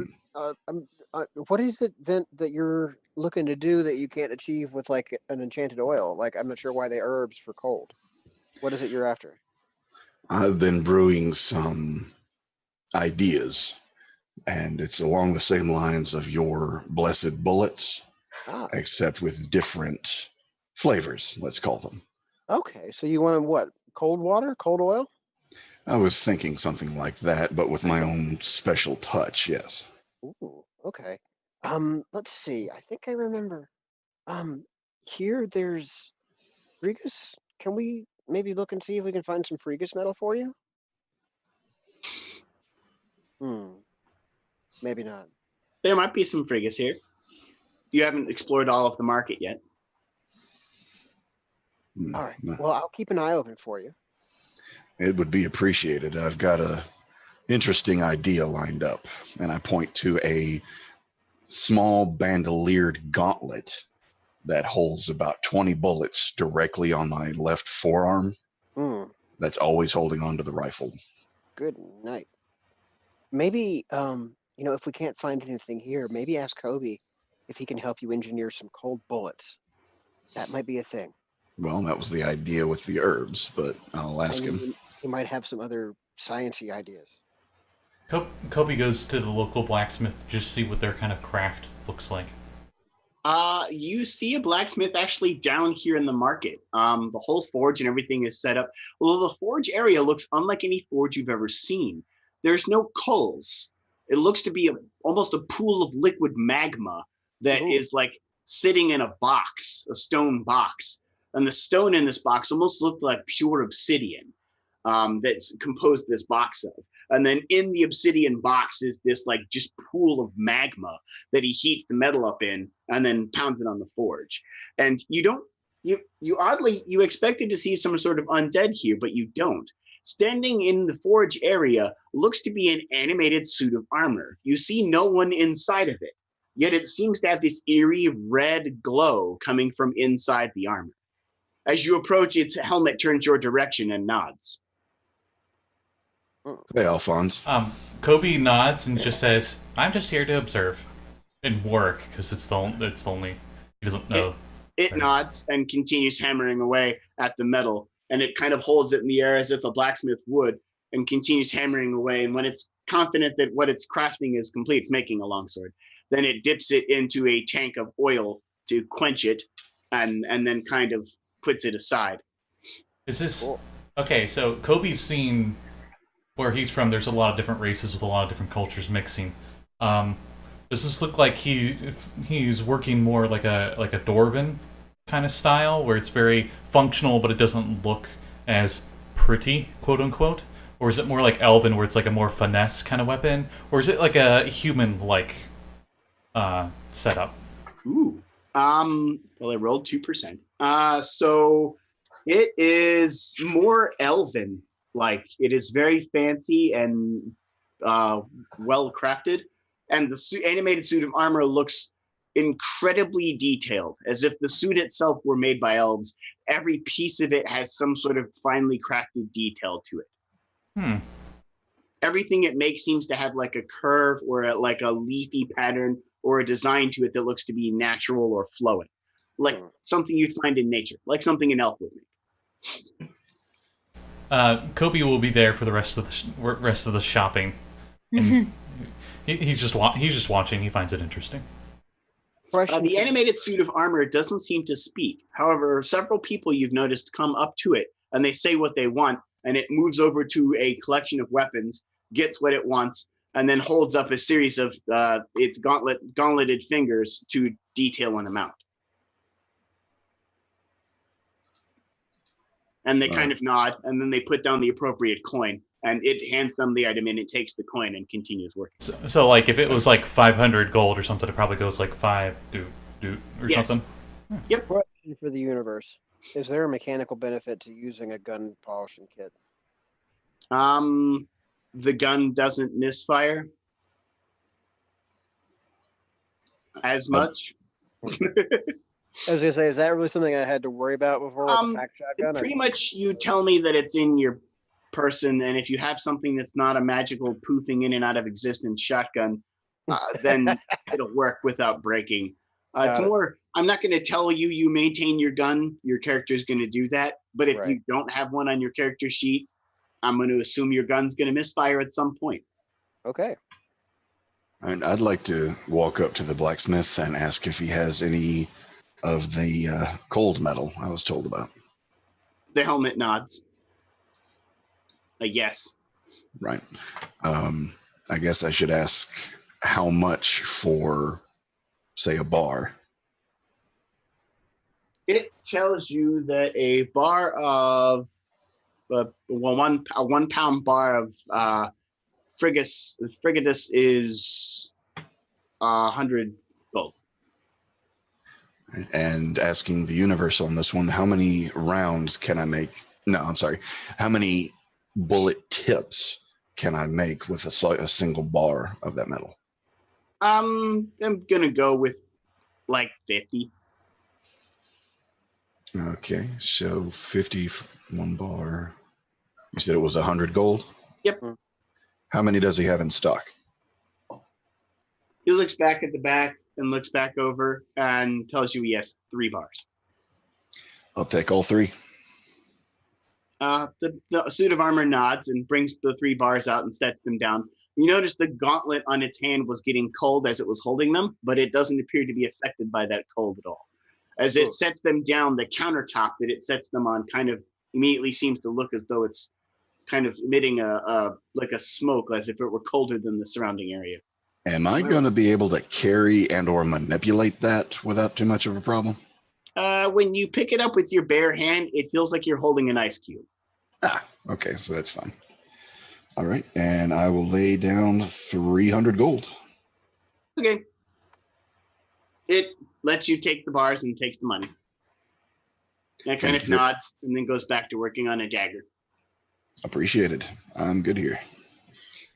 I was going to look around and see if I can find anybody that's selling like leather armor.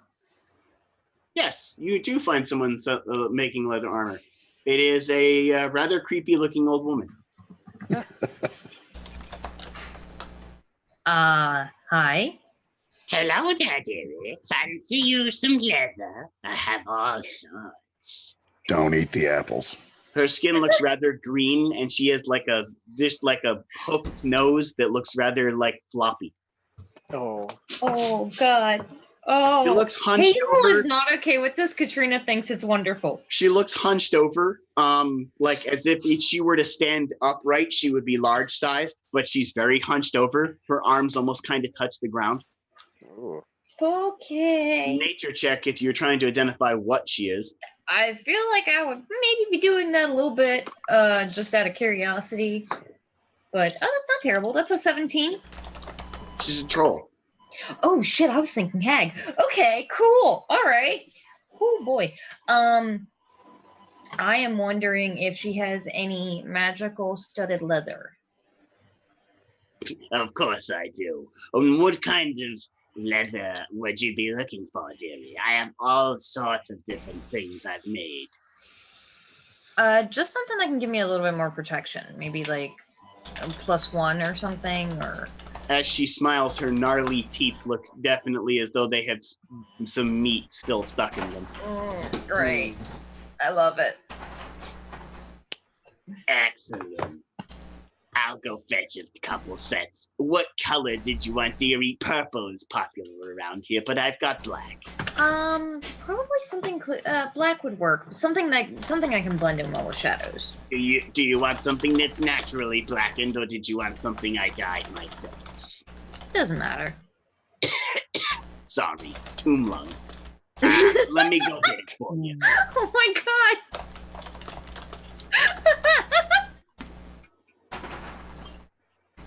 I don't know why that one got me blank. And she disappears behind like a curtain and comes back out with a suit of armor that looks as though it could be adjusted to fit you. It has several straps and belts on it that could be tightened. And what did you want the armor to do?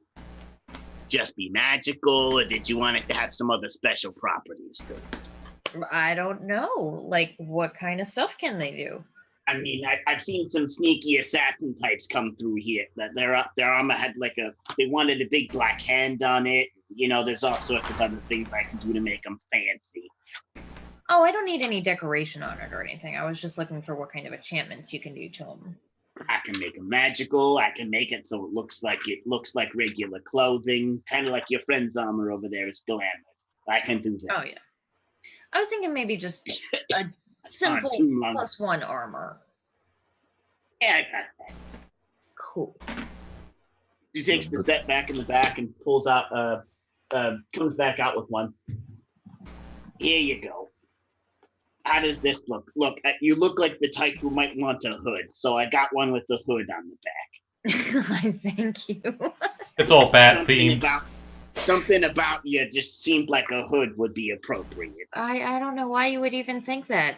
Like big ass cloak with a giant hood on it. She smiles a gnarly tooth grin. Just a guess, darling.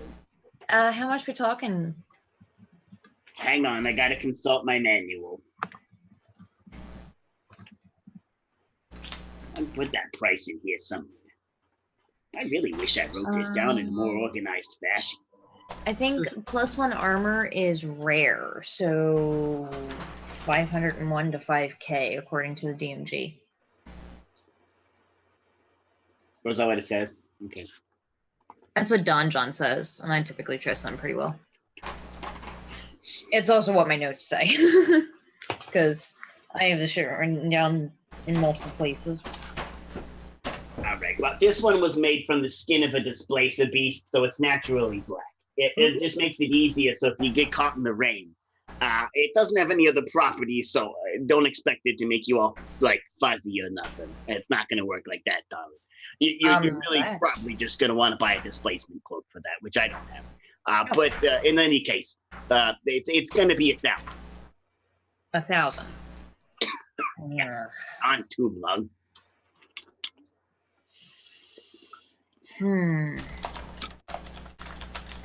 You got it, Hazel? I do, but give me a second. Let me count my stuff.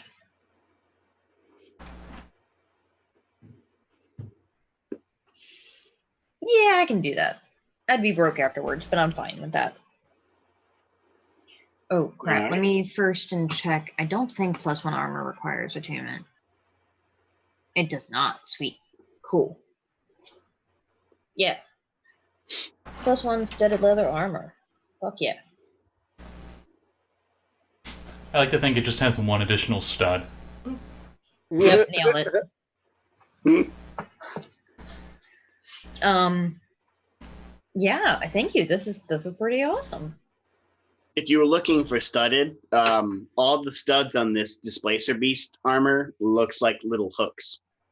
Oh, that's awesome and probably a pain in the ass. Oh, it's almost spiked armor. Interesting. Yeah, almost. Not quite, but almost. They look like tiny curled hooks.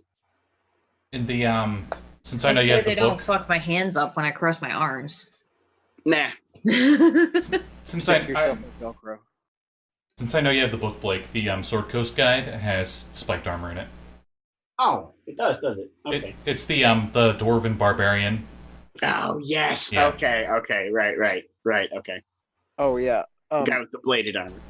Anna is going to go over to the nice old troll granny and ask her if she knows any place that might sell magical item oddments. Well, that friendly skull over there is going to sell anything magical you find in the marketplace, dear. Skull. Yes, him. She points to a skull sitting on the desk. That's the guy that I bought my arrows from. Oh. His name's Bob.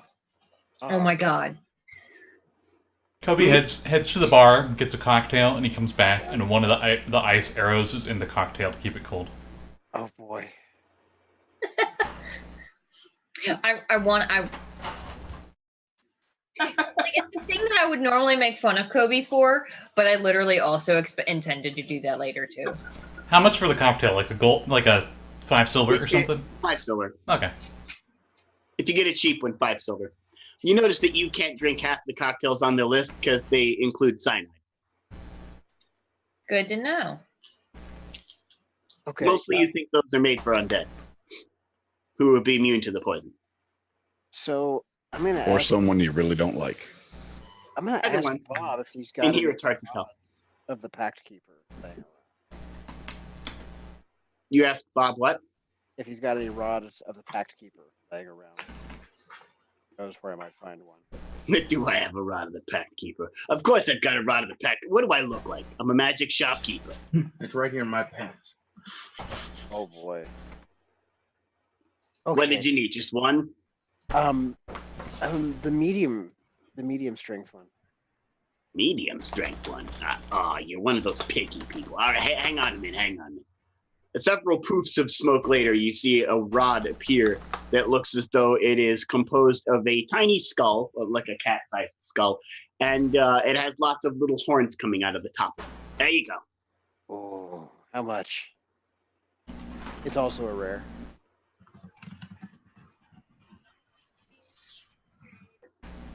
Well, this particular one was finely crafted by someone who apparently had good taste. It's going to be 1,500. Oh, you're breaking my heart, but okay. I mean, could we talk down to 1,000 if you had something else to barter? Anything you're looking for? What do you got? No. What are you selling? Stranger. Goodness. I've got this. Probably wouldn't appreciate the holy oil around this town, so I think I'll keep those in my pocket. Don't throw an egg at him, you'll kill him. I don't think I want to part with my purple worm poison either, though. I think I'll just pay. Alrighty. Okay. Pleasure doing business. The pleasure is certainly mine. Oof. As the gold you set down on the counter instantly disappears in the same cloud of smoke. Okay. Well, she will pick up that new rod of the Pact Keeper and spin it around in her fingers with a very practiced kind of gesture. Like maybe she's handled something like this before. She's handled many rods. I wasn't gonna say anything. I was thinking about it, but I wasn't gonna say anything. There it was. 0. Looks like you handled a few 0 rods in power. your time. Coby would say it, so I gotta say Oh it. boy. Erica goes, it was at a week, and she flips it back to a day. To 0. It's been 0 days since Kobe's made an inappropriate pun. And then goes back to recalibrating. All right. I am a happy warlock now.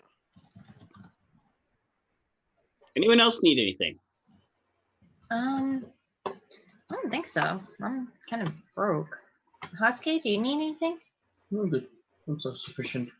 Oh, okay. Oh, hey, this bag looks interesting. Goes in and sees a satchel of some kind. Looks like it can hold a lot. Oh, pocket dimension. We have one of those. Yeah, Oh. he's like, you got backpack. Yeah, I think backpacks. Backpack has a Hewitt's handy Yeah. haversack. Oh, but, No, backpack has a bag of holding. Right. I have That's an right. efficient quiver. Yeah, it's, oh, okay, never mind. Yeah, I literally have written down backpack golem, comma, bag of holding with backpack. Yep. Nice. backpack has 2 backpacks and a bag of holding. hmm Backpack is prepared to carry everything. No, I think backpack was the name of the golem, and he's got one backpack and a bag of holding. He has a backpack on the front and the back, and he has a bag of holding on the side. Oh my god. Question. Sorry. Mhm. I didn't mean to interrupt you. You're fine. Go ahead. Question for the universe. Mm-hmm. How much does a bag of holding typically cost? Bag of holding is rare. Uncommon. Oh, 500. Ironically enough, the cursed version is rare. Weird. Okay, and if I was to take a bag of holding and say mount it into one of the utility portions of my belt, would that be fairly simple to do, or? The bag of holding is basically a coin pouch. You can tie it wherever you tie a coin pouch. Okay, so it would work just like lining one of the pockets of the belt for it. Just tie it on there. In that case, I would like to search the market for a bag of holding that I can do that for. You don't need to search. You go talk to the skull. Okay. It's like an ordering kiosk. It's great. It's like I imagine the skull is the one that deals with all of the miscellaneous magic items. It's basically the specialists do armor. Yeah. And that's about it, armor. Yeah, Okay. they're specialists for some of the other things, but like he's the one who deals with pretty much all the other stuff. In that case, I would like to ask him if I could buy a bag of holding. Of course you can. It's 500. I'll take it. Does he Deal. does he have a Thank deck you very of much. cards in a velvet pouch behind a glass display? Does he have a deck of cards? So And a velvet I am pouch certain I made of cannot afford ivory. any of them. Okay, good. I am certain I can't afford any of them, but I am interested to see what kind of rings they might have here. What kind of ring did you want? Well, there's this one I heard of that's really cool that can store a spell. Oh, by the way, every time he talks, there's like a clacking sound of his teeth clacking together. That's not unsettling. Yeah, there's one I heard of that can store a spell. Oh, Ring of Spell Storing. It is rare, 501 to 5k. oh, that's a popular one around here. 1,000. Yeah, I imagine so. Okay, I can't afford that, but I might come back for it. Well, I have some whenever you get the money. Hey, Hazel, Yeah. I could lend you that if you needed it. It's not anything like I need it. It's more of like a want. Well, Exactly what so long as you pay it back, I've got the gold if you want it. Sure, if you're willing to, yeah. Go for it. Fuck yeah. Are there any spells in it currently? Because apparently they sometimes come with stuff still in them. Ooh. What level spell can they hold up to? Is it 3? They can hold up to 5 levels worth. So it can be 2 second and 1 first, or 1 fifth, or when found, it contains 1d6 minus 1 levels of stored spells chosen by the GM. Yeah, it has 4 spell levels in it. Oh shit! Okay, cool. I don't know what the spells are. I was gonna be a Debbie Downer and think if they had it in a shop they wouldn't have any spells still stored in it, but Oh, I'm not the universe. I'll shut up. Well, I mean, That's bullshit. No.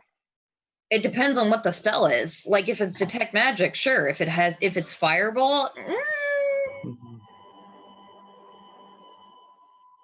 cool. I have no idea what this does. I'm gonna have to ask somebody to like identify it or cast. I can do that. Oh, cool. Identify do what? that. You hear the skull say. Like what spells are in it? Because it's 4 levels of spells. It's a specific spell. It's like cure wounds at 4th level. Or Right. Yeah, no. It's 2 cure wounds and 2 detect magics. Sweet. They all have the same thing in them. Oh, At least the ones that got stuff in them. these are some. That is helpful. Thank you.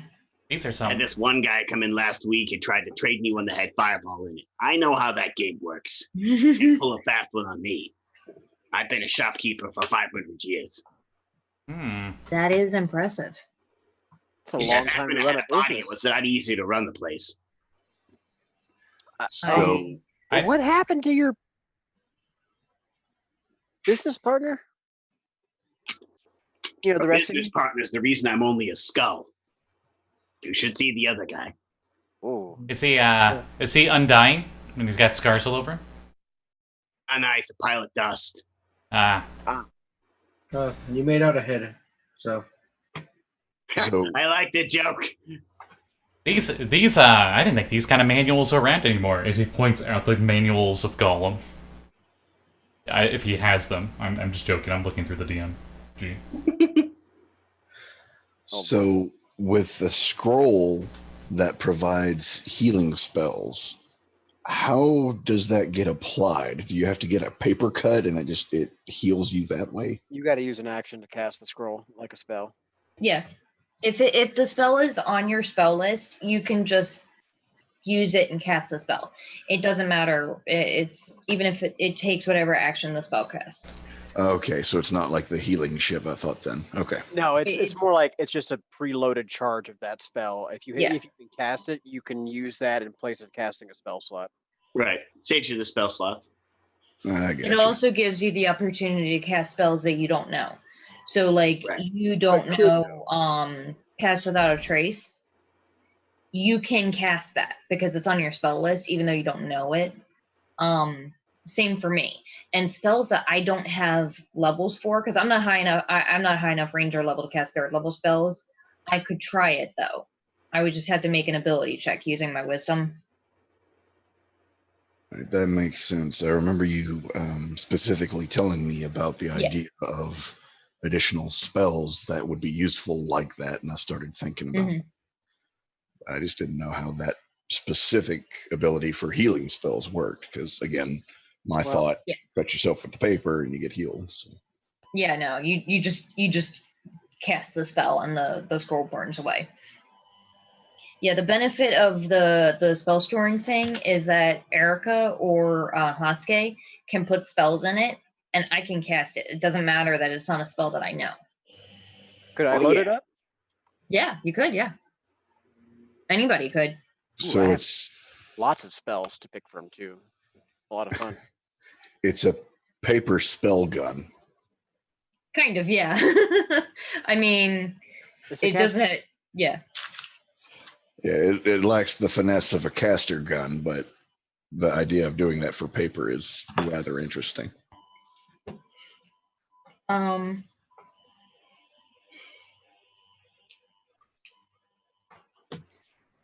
Ooh. Anyone else need anything in the market? Yeah, Hashke, do you two need anything? I'm good. I guess it's I guess we ought to go talk, see if we can get an audience with. Do we remember the name of the guy that runs this place? We were never given a name. I don't think you were, no. Oh, You think the librarian didn't tell you that because he might not have that information? Real quick before we go, as he pokes his head back into the store, how much for that ring over there that says something about a free action? Like, it's rare. Free action. A good choice. It's rare. Which is so 501 to 5K. 1,500.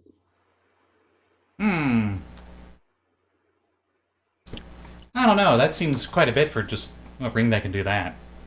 If you've got something else to trade, I could lower the price.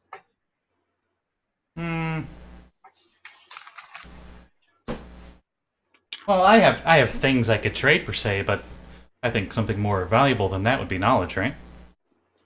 That depends on what you know. We have this thing down in the south. Not sure how useful it would be for your magic shop.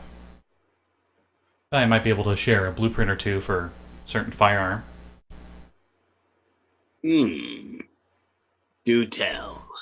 Oh yeah, sure, but how about 750 gold for this ring? That's the blueprint.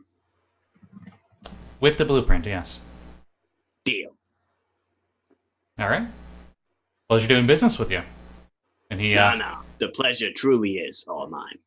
he pulls out a piece of paper. It's like a scroll piece of paper, and he just opens it up, and he casts a spell to make the blueprint on it, and hands it off with the gold. Nice. The blueprint unrolls in front of the skull as if he's looking at it with hands, even though there are no hands there. And he goes, "I like this. And This is good." it will be for a flintlock pistol because they don't have better than that. Maybe a little higher than that. Maybe next up past flintlock. It rolls up and then disappears in a poof. Okay. I have one last question for the shopkeep. What do you need? Should I choose to retire, are you interested in a shop hand? That depends. Are you offering just your hands or the rest of you? Nice. Depends on how I retire, but preferably the whole thing. I'll always go for extra hands in the literal sense, but if you're gonna come down here and work for me, of course. I mean, could Vint, always if you use aren't some. feeling confident about the future, you could always have him pay you now for your corpse, and then you can collect later. Yeah, I'm fairly confident about my survivability, so I'll just come back later once I retire. That Okay. sounds good. If you think you're gonna die, though, make sure you make a deal with one of the cadaver collectors. They can find your corpse no matter where it is, so long as they've marked it. It might mean having a weird tattoo on you, but, it means I'll be able to find you if you happen to croak. I will look into that. Thank you. Cadaver collectors, 3 tombs down. I walk over to the collectors real fast. Oh, boy. You leave Oh, the I gotta tomb of see the this. market, and you walk over to the tomb of the cadaver collectors. In the tomb of the cadaver collectors, you go down. This tomb is a large-sized creature could walk in and out of here pretty easily. And the ground in front of it looks pretty matted and patted down, as if heavy things have trotted here many times. As you walk down the tomb stairs, lining the entranceway as you go down this 15-foot wide and 15-foot tall hallway are just row after row of these creatures standing on either side of the hallway. These large metal golem-like creatures covered in spikes that are just covered in dried blood. At the end of this long 100-foot-long hallway is a desk. Sitting at the desk is what looks to be a tiefling of sorts. He has pointy black horns that kind of curl up slightly, and a fluffy tail that kind of whips around. Yeah, that's what's lining either side of the hallway. Those things. Nice. Only they don't have corpses on them. All right, I will try and make this quick for the sake of moving the story along, but yeah, I want to go set up a contract with them. Looking to make a deal? Of course, we'll happily tattoo you. This little arcane mark is painless, I assure you. And it'll just allow us to find your body if you happen to become deceased. Tell me, what is the name of your collector? Name of my collector? Of course, the gentleman I'm bringing your corpse to. Oh, that'd probably be one of. The skull thing? The floating skull in the shop? Oh, right? The shopkeep skull. Yes. I'm well aware of him. Yes. Frederick the Red. Not Morty? And your name? Morty was his assistant. Vint Flintlock. Vint. Very well. Sit still for just one moment. This will assuredly be painless, he says with a pointy-toothed grin.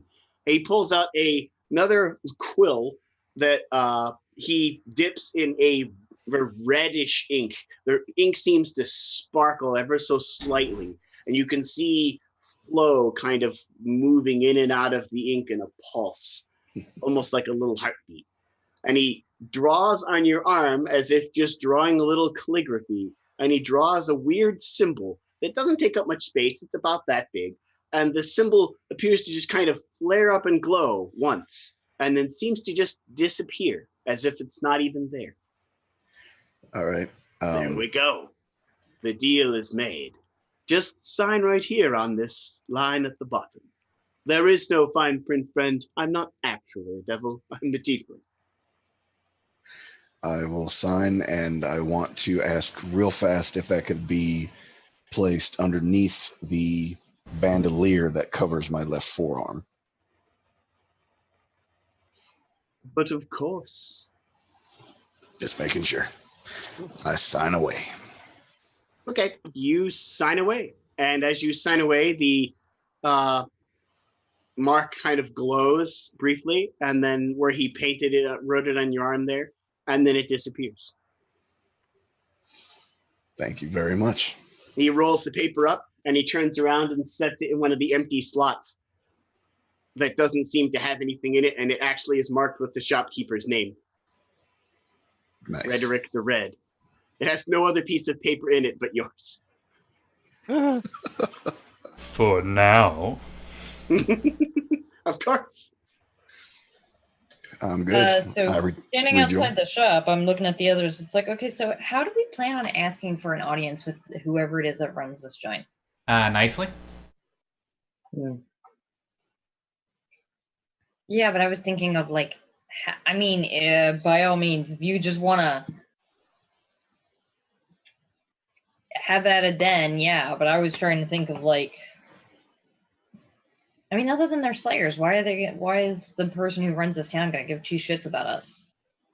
Well, we tell them what we're gonna store in their catacombs, right? I mean, we would have to. And then, I mean, I'm sure they wouldn't mind. Maybe they could find some use for it. If not, then we could strike out a deal. Like the ghost librarian said, we could do some things for them. Yeah, I'm just a favor for a hesitant favor. about telling them what we're planning to do, considering like a shitload of people have stolen these things before. I don't want to have them have somebody following us and try and shank us in the back and steal them before we actually put them in the vault. Okay, but Hazel, it's us. Is the concern really that we're going to get ambushed in an alleyway? Really? I mean, or is the concern that we're going to get standing in a giant city filled with people that don't stay dead? Okay. Typically, when we kill our enemies, that's it. It's done. It's over with. We can't guarantee that here. I mean, maybe you can. That's the problem. Can you do that? I've got some pretty effective tools. All right, I guess let's go find whoever this guy is. Also, you can't bring back a body if there isn't one. Yeah. I mean, I guess that's fair. My way isn't usually quite so... all-consuming? There we go, yeah. Dramatic. There's usually a corpse left. I mean, it's an arrow. It's not really gonna... I aim for vital points, not for, dismemberment. Well, you got the fire ones, right? Yeah, but I mean, it's kind of hard to torch a body. Like, maybe if they're an undead one, it's not...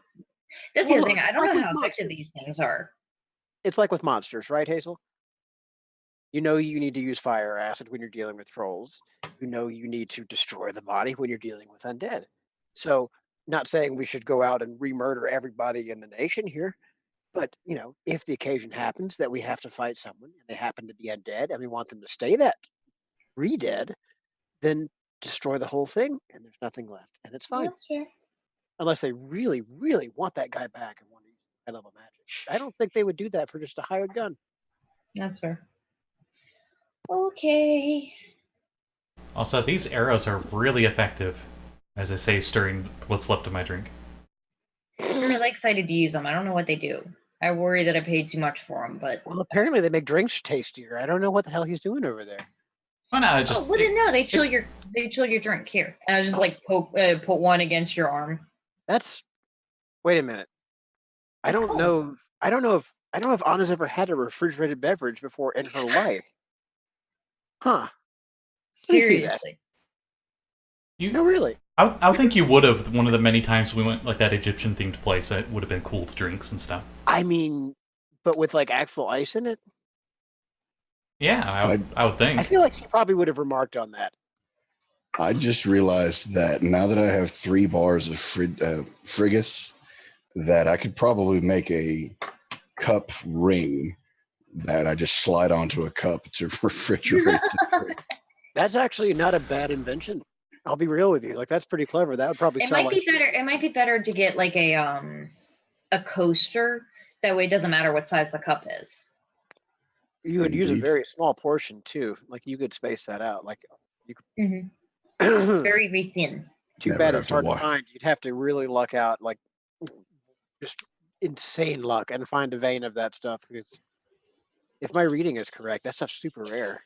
Or just make little little pellets like you would for a bullet, like a little sphere. Just And just you drop have it two in. of you have two of them in the Swallow it. cup, and you You could Yeah, swallow no. it. well no You not can not swallow it, no and then you use can a spit 'em straw. all the time. Use a straw. I just feel like the coaster would be more efficient. I agree. We're with- really getting off It's- off the thread here, fellas. No, this is important stuff. My This is our apologies. conversation as we're walking toward Yeah. the tower. Right. Just the bullshit while we're going. Yeah, this is the bullshit while you're going towards the tower. It's a very winding pathway, so just keep going. Think about it. If you have as we're like getting to the door, think about it. You have like a cocktail thing, and you just put 2 of them in there, and when you're shaking them, it cools it, and boom, Okay, done. look, I could understand having like a pick or a stir or something that like, but not. We wouldn't want to have it in the drink when you're drinking it. No, because no, you could it'd be- swallow it, it'd be freeze for your- yourself from the inside. It would be terrible. Like a cocktail, it'd be shaken, not stirred. I mean, cool. Exactly. I like your It would be idea. Yeah, cool. but they're made of metal. Like you have like, isn't that gonna ding? It's either gonna break your glass or it's gonna ding up your shaking thing. Or break your teeth if you leave it in Well, the like glass. ideally you would know that it's in the glass, but I'm talking about when you're actually shaking it, sort of thing. Well, As you're- I don't know as you're what kind of- I don't know what flimsy steel you're using, but As you're kind of approaching the gate of the building, one of the guards goes, "Or you could make the cup out of the Frigus." Wow, That too. Mm, I like this guy. I feel like you would need to I wear still gloves. say the coaster is better. That way you can use whatever cup you want. You spend lots of time alive drinking alcohol, my friend. Drinking things that are of various temperatures I am quite familiar with. I certainly appreciate that information, good sir. Use it wisely. You only get to die once, maybe twice. Maybe. That's a very unique perspective. I hadn't thought of it that way. The first time, it kind of becomes the same thing over and over again. You know, honestly, I think I know what you mean. I did once upon a time. I had a bad accident, and you're right. It does kind of get samey after a minute. Especially if you get into the double digits. By that point, you don't even remember what happened the first 6 times. It becomes very old. Oh, I couldn't fathom. No. I like to think Hazel has Cat's actual expression like, "Why are we still talking with this guard? Let's go." No, I'm just like, how many fucking times has this guy died? The guard here looks as though his dark skin is covered in quite a large number of scars. He doesn't look undead. Oddly enough, he looks alive. His eyes don't look glassy, and he doesn't appear to have any undead traits about him. He does have a weird mark on the back of his hand, though, that seems to glow every so I often. mean, technically, Raise Dead is a necromancy spell, I think. Mm-hmm.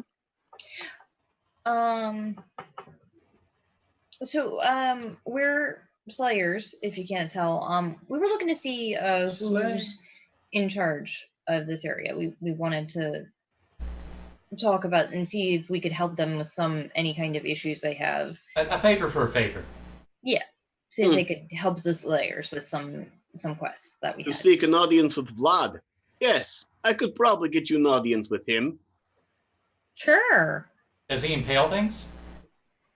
I mean, if they provoke him. So stand way back. You could try that. Does he like marshmallows? Oddly enough, no. Well, there went my idea. Oh, as we walk how did in. Oh, I have another idea. You could use your fire arrow, and we just get those puffed up sugar things that you called marshmallow, and put it on the end. Long shot. How does he feel about blood sausage? I mean, he's impartial to it. Yeah, it's 50-50, really. Depends on what time of day you catch him. Okay. Looks like he might have a clearing in his schedule in about an hour. Okay. Sure. Do we go in and wait, or take a number, or? There's a waiting room in the back. Okay. Thank you. Guess What we're was going your to the name? waiting room. Okay, hey, when you're back there, don't drink any of the water. Oh, thanks for the warning. Good to You know. won't look like you're alive. Cyanide is probably bad for your health. It Oh, would be- cyanide. Yeah. Oh, okay. Yeah. Probably Thank you. smell bitter almonds. Thank you. Does anybody have an empty canteen? Mine's full with only my water. Thank you very much. Okay. Um, Anna's gonna ask to borrow his canteen for a little while. Hazel 100% has shit like that. I believe last time I was in town, I bought what's effectively a detective's kit. Has a bunch of like empty vials and shit. As you go back to the waiting room, you see a little like fountain. That you see a couple obviously undead people standing around that are drinking from it. Anyway, so I said to her, and I'm over there talking, and I'm like, hey, you know what? If we're gonna do this, we need to do this right now. And she's just like, no, we gotta wait for it. Waited 6 freaking days. What am I, alive? Ugh. He drinks some of the water and gets some more from the fountain. I know what you're saying. The other day, I was talking to my friend, and he is like, hey, we'll just wait till next week. I'm like, look, my time is money. I am not going to sit here for a week while you make up your mind.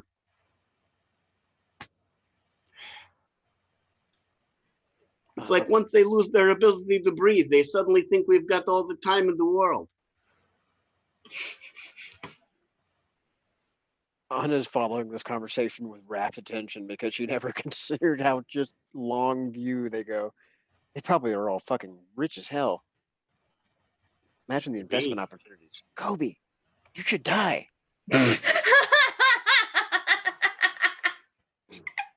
I mean that in the best possible way. No.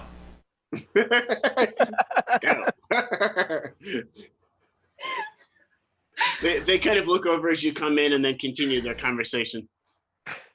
And you listen to their weird conversation for about an hour. It goes back and forth, and it's mostly them complaining about various people telling them they have to wait. Both of them seem quite impatient, and they're still waiting in there after you leave. The guy at the door that led you back to the lobby comes back in and goes, okay, this way. Okay. Well, Okay, so an hour later. So if we take like the frigus and we like make it into a spiral inside the cup, and then it's like built into the cup. Like there's 2 layers of the cup. Well, sure, but I mean, you could use any amount of that stuff to line the cup. It would just be a matter of how much and how fast it would chill. Yeah, it'd be frosted. It'd be always frosted. Right, but that's what he's saying is like. And you wouldn't touch it directly. That's the main concern I have. I don't you don't want to wear a glove every time you want to take a drink or something. I'm dead. Plunk. Hi. Made a nest with the towels. I think it might be safest if we like have a removable liner, just so we don't leave the whole thing in the cup permanently all the time. Otherwise, the cup is going to freeze and get brittle. Okay, just so you guys are aware, you have to get your own frigus for that. Anna's going to look over at him like, I know. As you're walking along, because the guard's now leading you towards Vlad.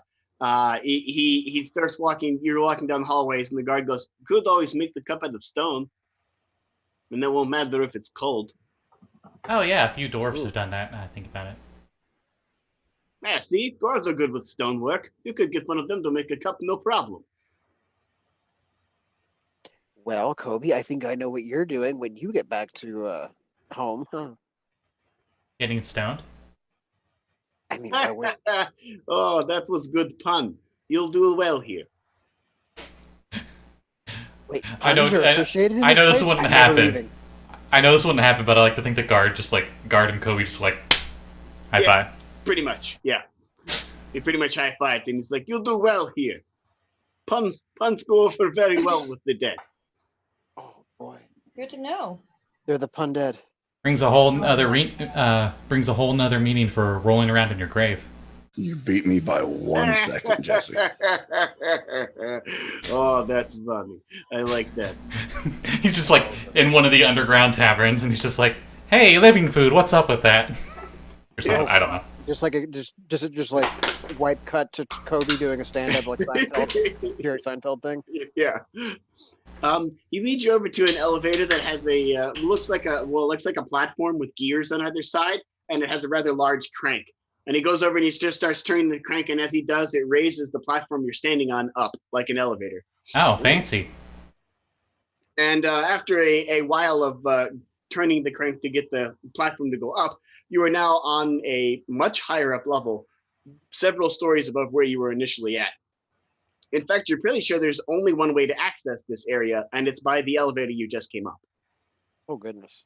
This Okay. area looks to be a pretty big, like, room. It's like 200 by 200 feet, and it is a pretty tall ceiling. It's like 20-foot tall ceilings. It's kind of vaulted at the top. Lots of like spine-looking architecture on the ceiling, where it looks like a spinal cord is the holding up the ceiling, as it were, in different parts, with like ribs coming down the side.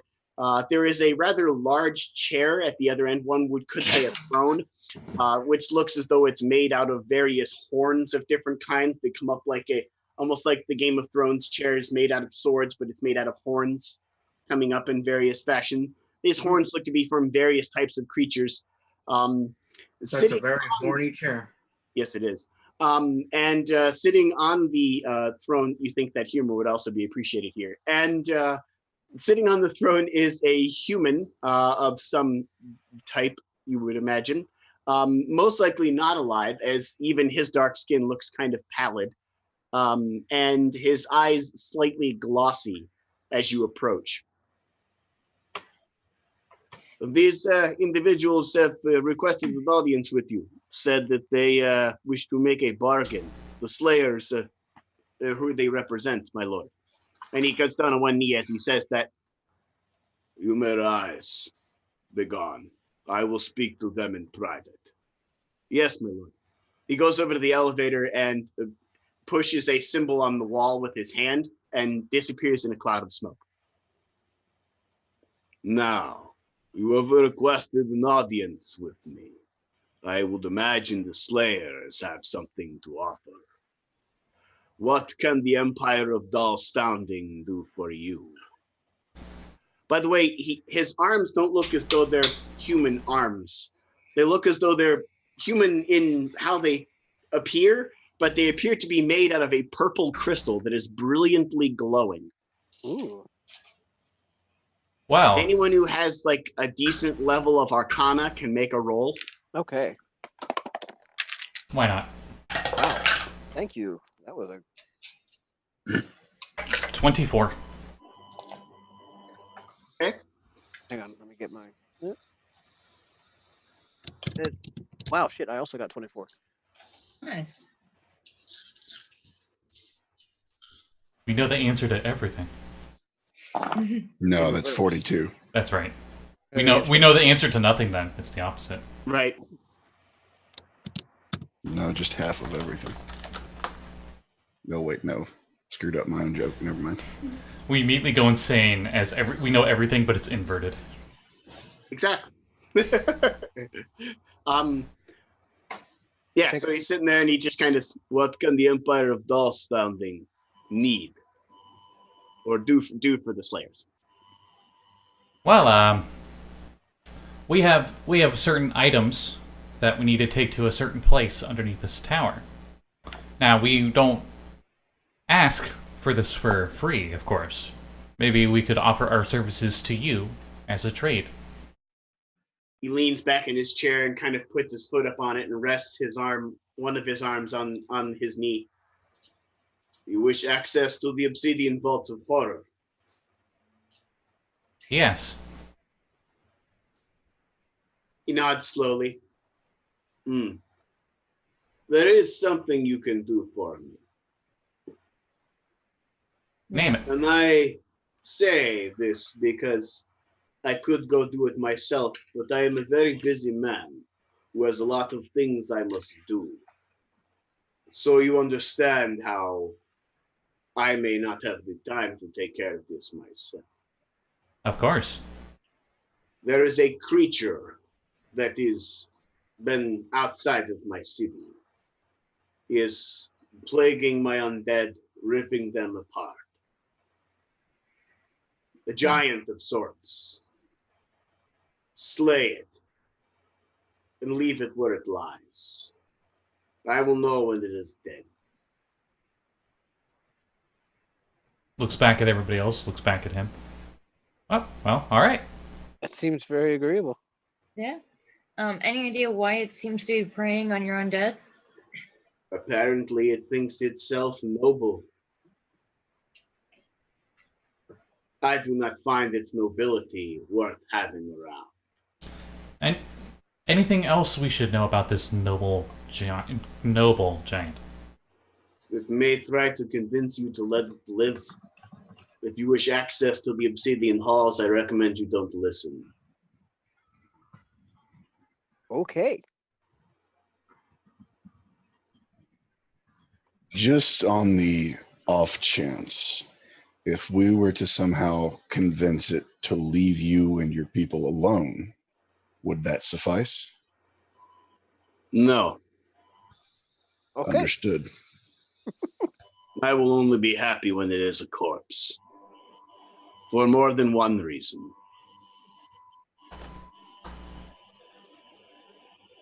Ah, I see you have, you want to turn something that is a hindrance into a tool. Very wise. He smiles. Yes. I'm glad you agree. Normally, humans would have to, like, lean down to be on the desk, but, like, Coby's, like, leaning up on the desk, elbow on it. Yeah, pretty much at this point. Well, that shouldn't be too bad. Alright, well, one dead giant coming up. Yeah. Where was it seen last? North.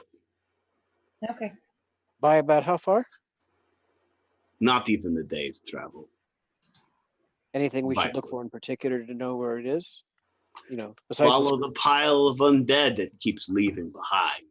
I was hoping Having we to would mention- reanimate my workers every day is quite annoying.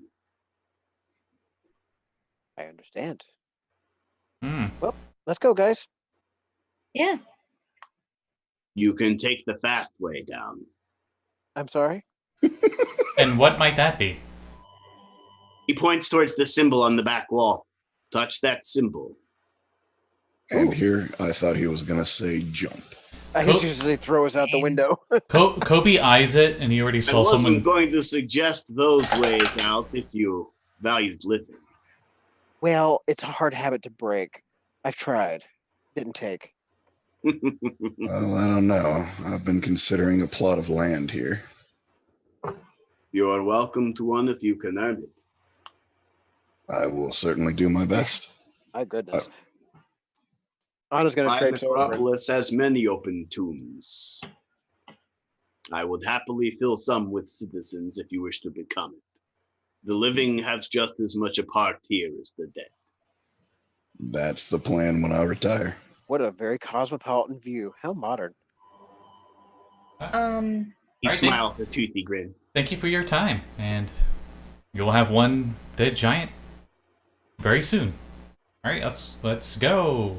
As he's just like, hey, let's stop, like, Yeah. potentially, maybe, possibly pissing him off if we continue the conversation.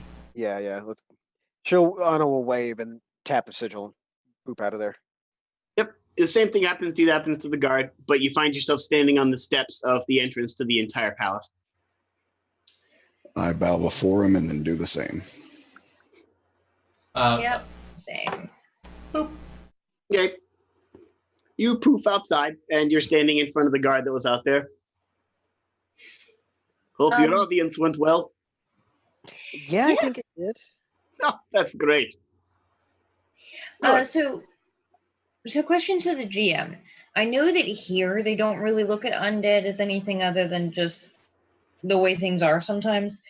In the rest of Morkias, is it like taboo? Is it like does it hurt a soul to come back as undead? Is it The Imperial Legion use it as an abomination of life, and they generally destroy undead on sight. The fishers don't really care. They just want to fish. That's kind of all they really give a shit about. Or in the case of the other fisher, make spider webs. But fish mostly. so like the common folk don't usually give a shit? Yeah. The most of the people are just like, whatever. It's not killing anyone who cares. It's not causing a problem. Why should I care about it? Okay, so as far as we know, it doesn't like hurt anyone. Yeah. As far as you know, it doesn't. The Imperial Legion is wholly against it. But you think that crusade is probably just bad blood from old times. It's would we consider it, since this campaign has been quite political, this would be, the Imperials have a very conservative mindset on undead, where the zombie apocalypse back in the day, they were always a constant threat to them, and it just was something that stayed and lingered on to this day? Yep. Okay. Oh, interesting. Coby's proficient in history, so I'll say that's what he comes up with as his final consensus. Neat. I guess we're heading outside town. To the north. And should be pretty easy to spot from the airship. That's fair, I guess. I was gonna look for tracks, but yeah, I guess. Well, the tracks too would be pretty easy to spot from. It's a giant.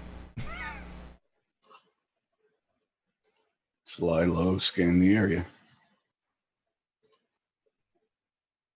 Well, I was thinking of I don't know what the terrain around here looks like. I don't know how easy it would be to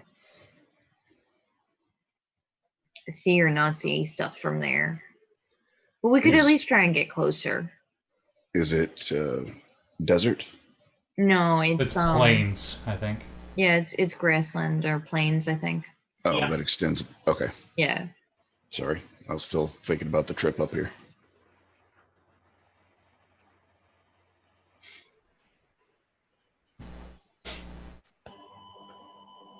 Yeah.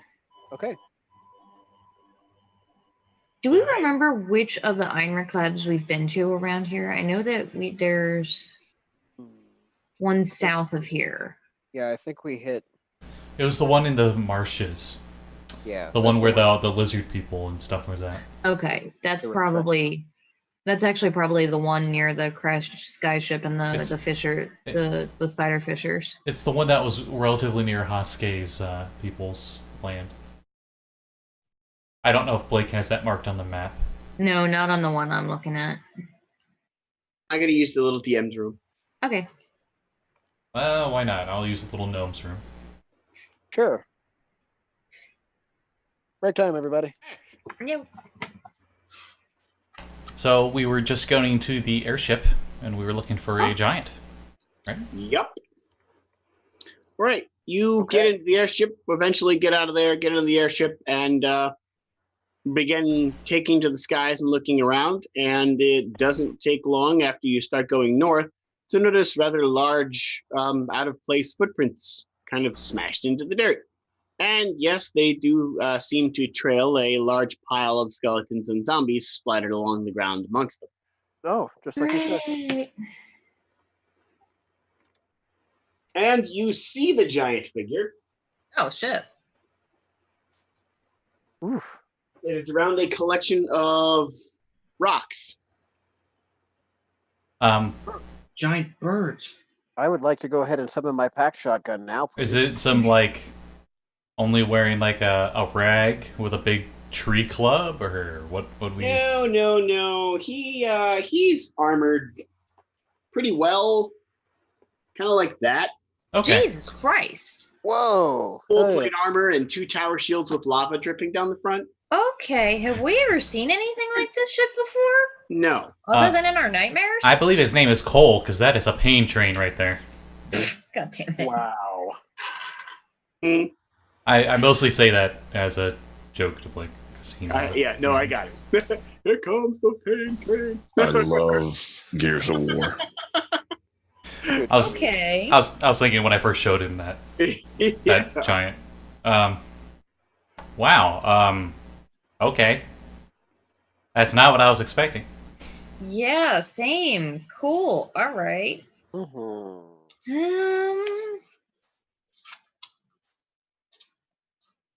Do I know anything about this guy?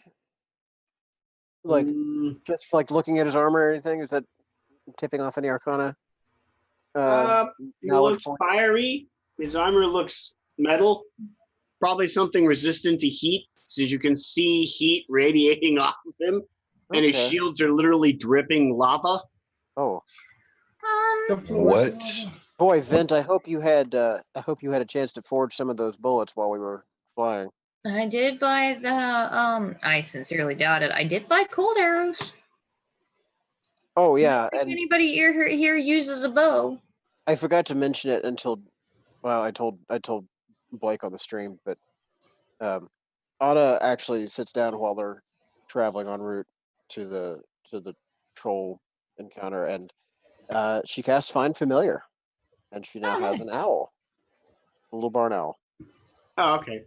So that is a good question. In this small amount of time to get from point A to point Golem, is there enough time to craft up any amount of bullets? Yeah, I didn't think so. I also want to ask what type of creature this thing is considered. It would be considered a giant. Okay. Okay, so as soon as this bad boy gets in sight, I'm gonna use my insightful fighting ability. All of you, knowing your adversary well enough, know that he could probably chuck those rocks out to about 240 feet. Cool. Yeah, I'm Alright. definitely keeping the ship And distance. those boulders look as though they're going to hurt a lot. Yeah, no kidding. So my insightful fighting thing, it just says it doesn't have a range on it. I assume it's just basically as long as I can see them, I can do it. So he needs to make a deception check versus my insight. But it only lasts for a minute. But I'm gonna do it anyway because I Wait. don't know how close we're getting. to Wait. it. We're still in the airship. What are you doing? I can. What it is? It's just it's the thing that lets me. I'm studying his movement so that I can use sneak attack on him. Because I'm worried that but when we go to land the ship, he's gonna chuck shit at us, and I would like Right. to shoot him when he does. You're gonna sneak attack from the airship? I can't. That's right. Shit, because I would be at disadvantage because the range would be too long. Yeah, I'm definitely keeping Yeah, shit. well away from the range of him throwing rocks.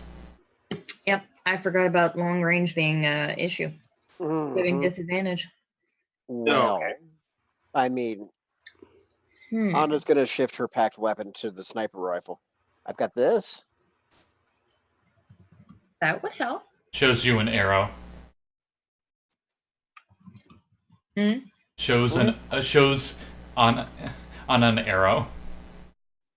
Oh, okay. As he notices the skyship kind of floating just out of range, the shields come together, completely blocking you from seeing him altogether. Great. Okay. He knows we're here. Of course he knows we're in a fucking airship, my dude. Oh no, stealth mission fails. Snake! Snake! Yeah, you're pretty sure it's impossible to hide the Zeppelin. Or the boat hanging underneath it. You're right. That too. And the tank hanging under the boat. Yeah, I don't like the idea of it, but I genuinely feel like our best bet is to just get closer. What do you think? Set her Let's down see outside of range and then drive the car in? That's what I was thinking, yeah, the car. Because at least in the car we can get close to him really quickly. Because he's going to be chucking those rocks at him the whole time we're going there, and the car can run a hell of a lot faster than we can. I'm not chancing any dings on my baby. We're going on foot. Oh, God damn it. We could get better. We could get better cover that way. Is this So what? We're in a fucking field. speaking of? Is Is there all? anything to hide in any kind of cover in the field? Yeah, that. Yeah. None. It's a field in every direction. His pile of rocks looks as though he put them there. How many rocks does it look like he's got there? Well, the book doesn't say. So I'm going to say he has a D6 rocks. The giants in 5th. They're like a video game, like the tank from Left 4 Dead, where they just conjure one out of nowhere. But yeah. Fuck that. No, he has 4 rocks. Okay, that's not bad. Not bad. It's just a giant throwing boulders. It's only 4 boulders, though. One boulder Only could 4 squish all of us. Yeah, No big deal. if we fucking clump up. Do not roll a nat 1 while driving. All right, did any of you guys have a thing that can blow up rocks? I mean, Yo, Actually, yeah. get down there. Okay, let's lead with that. Let's blow his pile of rocks up and then run in and kick his ass, I guess. I'd rather just kick his ass. I mean, I'd rather not get swished by boulders, but you know. I think we can dispense with him quickly. oh shit. Okay. Hey, backpack. You can drive the quad car. Affirmative. So I just had a outstanding thought. Okay. Yeah. Should we get within, let's say, 40 feet, I could easily dispatch with the boulders, if not cause some serious damage to the golem.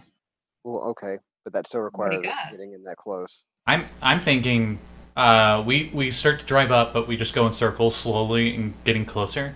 And as he throws his rocks, I repulse them. I like where your head is at. Okay, not bad. This is turning into how a much Sonic do- boss. How Yeah, much do yeah. you trust Backpack's driving prowess? Better than you guys, since none of you know how to drive it. Okay, fucking rude. I'm just thinking the options here. It's either me or him, and I'm the only one with the Actually- repulsor raise. Look, I you're not can wrong. drive. He's an asshole. I can drive, thank you. I cannot. I learned from You can Hashke and drive a custom Sparks stick shift. That's only been made by me, and only people I've taught to drive know how to drive. I mean, he gets to add his proficiency bonus. He at least has proficiency in vehicles. I got jack shit. Right. Yep. If he's got pilot, he can figure out how to operate it. I guess, yeah. I'm gonna pull out and notch one of my serpent venom arrows. However, I will point out to do the maneuver you are doing, it would require both feet and both arms in order to drive the car. So if you're piloting, you're not attacking. No. So definitely want to be shooting. Yeah, But no. not- fuck We that. can't GTA and have like one arm out the window. And Not at all. Not with this particular vehicle. Bummer. Now I think about it, the pilot or driver, whatever you want to call it, is outside the vehicle, technically, right? Yeah. Yeah. Yeah, I guess let's do this. Okay. You drop the quad car out of range, of course. Yeah. The shields part. It kind of like looks your direction. Kind of like slams the shields down and picks up a boulder and waits. As soon as it picks up a boulder, I'm taking a shot at him. Coby is on top of the quad car. What is our range at present time? You're 260 feet away. Okay. Cool. I am not using one of my poisoned arrows. I am just doing a regular arrow. His three-piece suit unfolds into the main suit, and then he uses Fortify, which makes it brace itself onto the quad car. And I have advantage on if I'm going to get knocked over or anything. Okay. Your glorified hood ornament. AKA, I turn into a siege weapon where like the legs like bolt themselves in and ground themselves, you know? Yeah, no, you're still a glorified hood Also, ornament. resistance to all damage. 16 to hit 2 different times. Blake. Miss. Damn it. Okay. I would also okay. like... Go ahead. Go ahead. After No, you. ladies first. Oh, thank you. He is a gentleman. She'll take 2 shots with this the pack sniper rifle. Okay, go ahead. Okay, that's going to be 27, the first one. That's a hit. And a 19, the second one. That's a miss. Ooh, goodness gracious. Okay. He is very, very armored. He's carrying 2 tower shields and wearing full plate, so yeah. Okay, and I'm going to go ahead and I'm going to burn one of my 5th level spell slots for an Eldritch Smite. So we're going to stack some. You can do an Eldritch Smite with a ranged weapon? Yes, you can if you have improved packed weapon. Oh, okay. Should we be rolling initiative? We will after this, I betcha. Yeah. Okay. So let's see my damage. And this is also kind of like the surprise round. Yes. Okay. 2d12. So I would have taken the time while we were searching for this guy to put on my new fancy armor. Okay. mhm. And I've got my mantle up. All right. All right. I just always look like a badass, so I'm good. So that's going to be 18 piercing damage from the sniper round, and then that's magical piercing in case that matters. And then for the Eldritch Smite. Did you hit with both shots? No, I only hit one.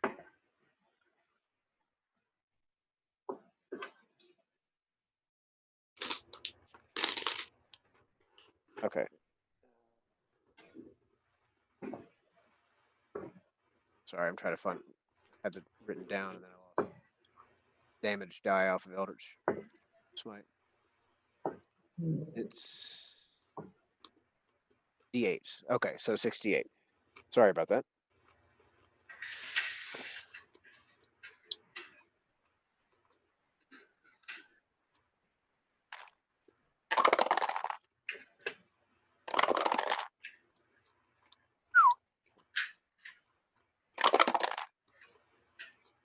$29 force damage, and he needs to make a strength saving throw against a 19.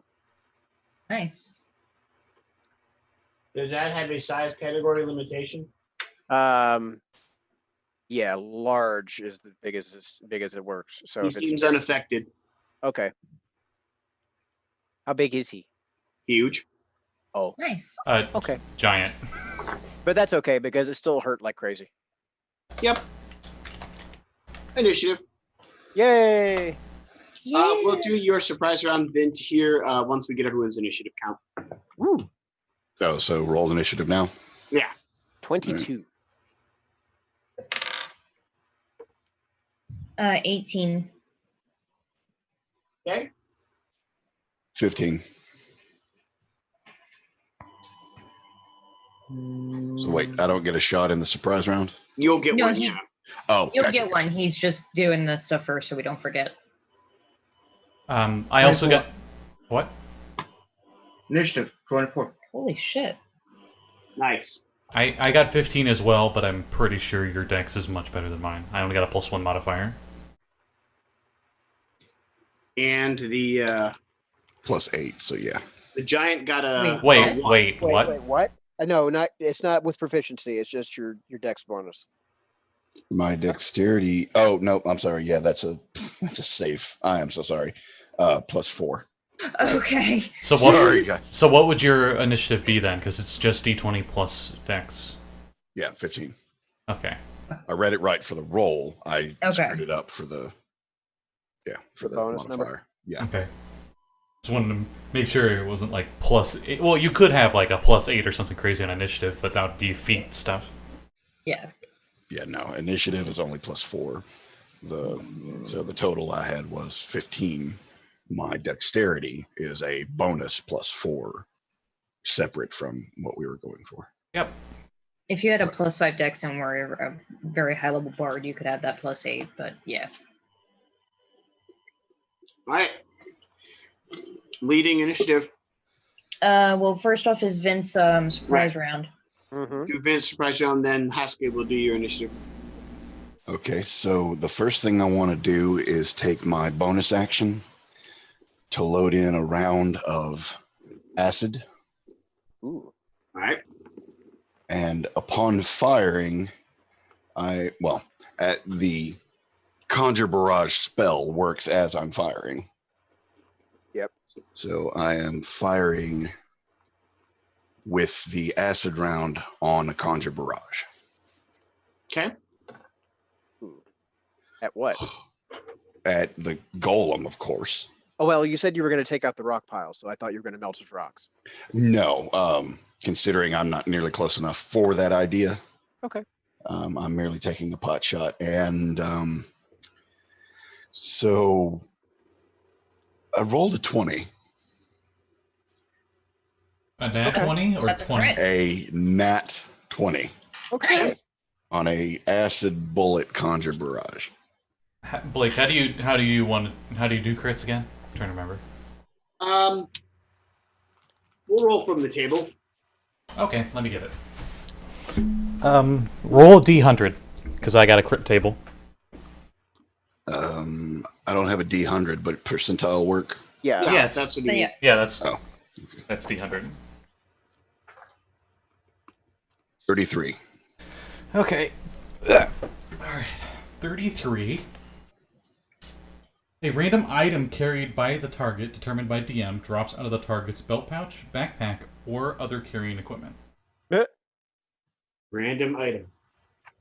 I highly doubt one of the shields. Does it have anything else on it, though? Its helmet. Just He drops a pouch. classic giant pouch. Do they still do double damage on the crit, or is it just normal? Well, I don't remember how the table does it. It's double the damage it's dice. still double. Yeah, it's double Okay, damage yeah. plus the rider effect from the. Yeah. Plus the So extra. whatever your normal bullet does, roll double that, and same with Conjure Barrage. So instead of 3d8, it'd be 6d8, Okay. or just roll normally and do ×2. Well, my thing is, with an acid round and Conjure Barrage, it makes a cone of identical ammo that Right. fires forward. So it's Yeah. still only one target, though. So it's just making it acid damage, right? Like that's just changing the damage type. From what I understood, as far as creating these bullets, I get the standard damage from the shot, the poison damage, and then the additional ammunition rounds from the Conjure Barrage. Well, acid would do acid damage on poison. Acid damage. Okay, so it would be just Yeah. full on acid for all of those. Okay. Wow, that's a lot of acid. Yeah, because the acid itself does 2d6, the Conjure Barrage does 3d8. Roll those beautiful bean footage. Indeed. And then the d12 plus 4 for my standard bullet damage. Or no, you said it was all acid. Yeah. Your spell changes it. Yeah, your spell takes the place of the original. No. His spell changes it from him rolling to attack to the target making a saving throw. Oh yeah, that's right. It is an AoE.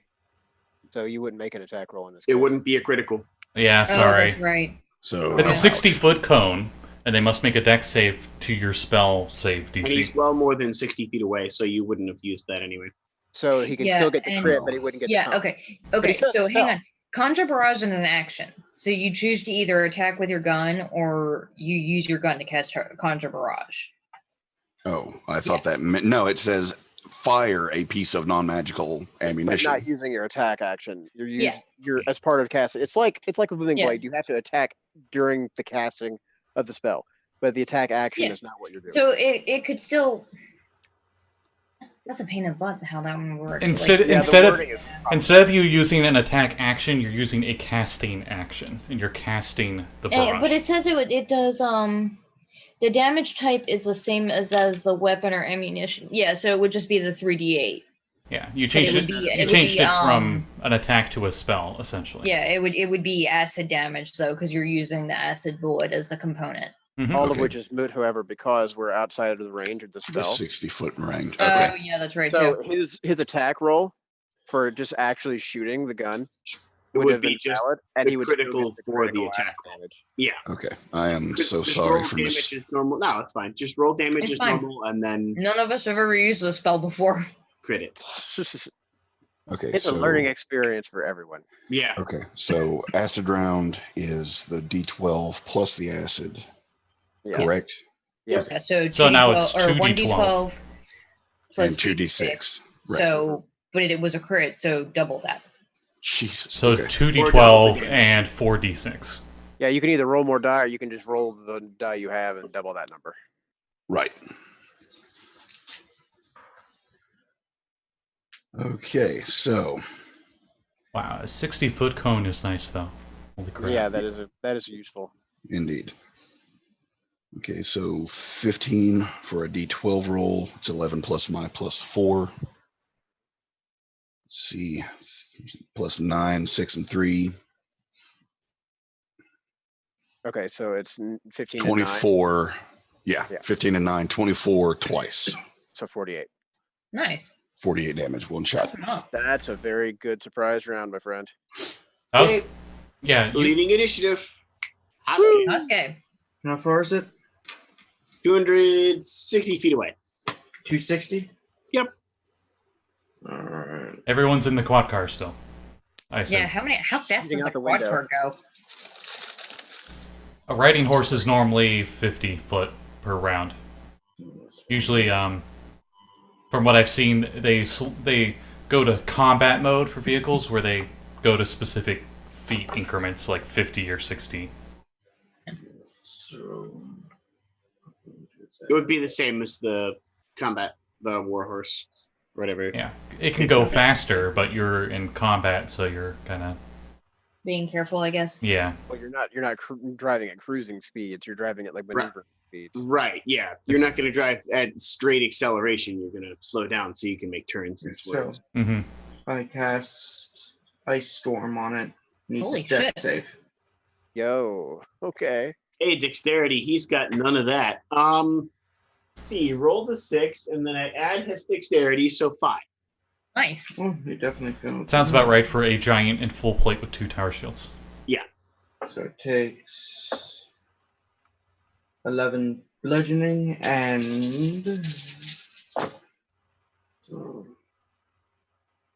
15 cold. Okay. Cold looks like it pissed him off more than before. And that is Somebody get like a 22 what did he? for initiative. And I I did. did. Yeah, I did. You do anything else, Hashke? That's it. Okay. Anna? Okay.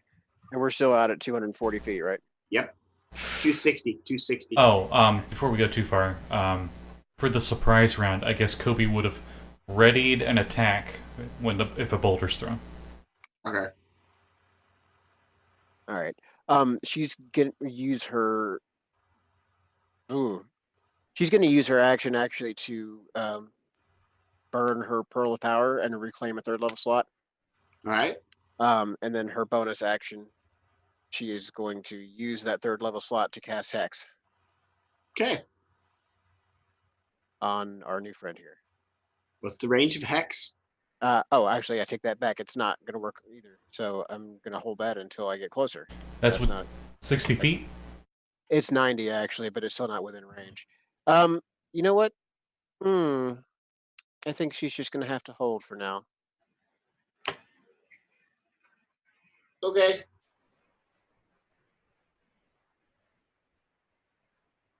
So next, Who goes next? Me. Yeah. I would like to shoot him. Go ahead. Now we are close enough, and we will undoubtedly get to him before then. So I'm going to use my bonus action to do insightful fighting. So he needs to make a deception check versus my insight. 17. Hang on, math. That's a 29. Oh, that's all. I That rolled beats really this- well. I got an 18 on the dice. Nice. That Cool. beats So I this get my 17. sneak attack. All right. Damn it. It still won't work, but oh well.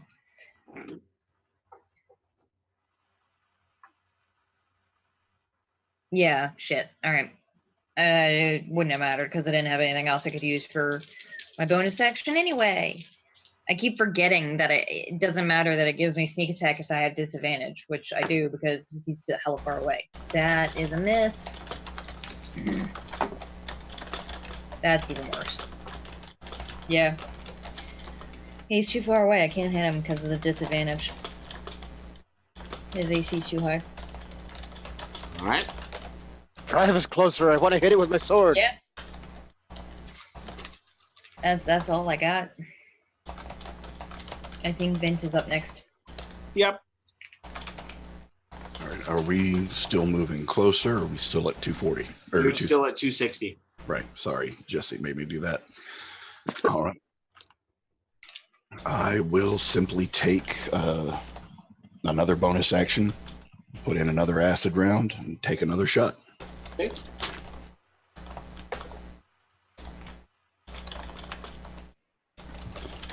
So that is.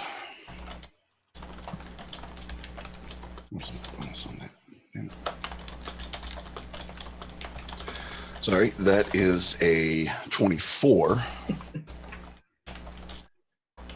So I assume that hits. Yep. All right.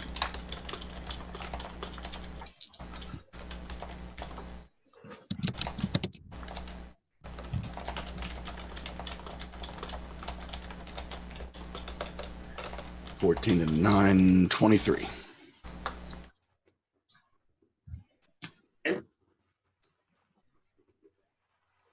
Oh wait, I have. Don't I have the ability to make 2 shots? No, I used my bonus action. Never mind. Well, I don't think extra attack if that's what you're referring to. It doesn't. It's It just doesn't require your bonus action. You just Yeah. use your attack twice. Oh, in that case, I'll fire a standard round right after that. Yeah, the action you're using to attack, now you do 2 attacks instead of 1. There Okay. you go. Yeah. Okay, so just one more round then, since I don't hand load the 2 of them. 16 on top of that. So 30, no, 40, isn't it? Well, 24. you got to roll to hit you got to roll to hit a second time. Oh, I do? yeah. My apologies. That's fine. Dirty 20. Nice. Okay. That's a miss. Wow. Holy shit! I was about to ask, does that hit? It might Yeah, not. that's yikes. Yikes. Okay. Full plate plus normal shield is 20 AC. Mm-hmm. Damn. And he does not have normal shields. Coby. He's readying of his full action to shoot a whole bunch of repulsor rays in case a rock gets thrown at him. And until we get within really close range, like 60 foot or so, that's what he's going to do for his turn. Okay. And you said backpacks driving? Yes. All right. I rolled backpacks initiative. He goes on 2, so he goes next. And he drives forward 50 feet, putting you all at 210. Oh god. Oh no. Okay. And now the giant goes.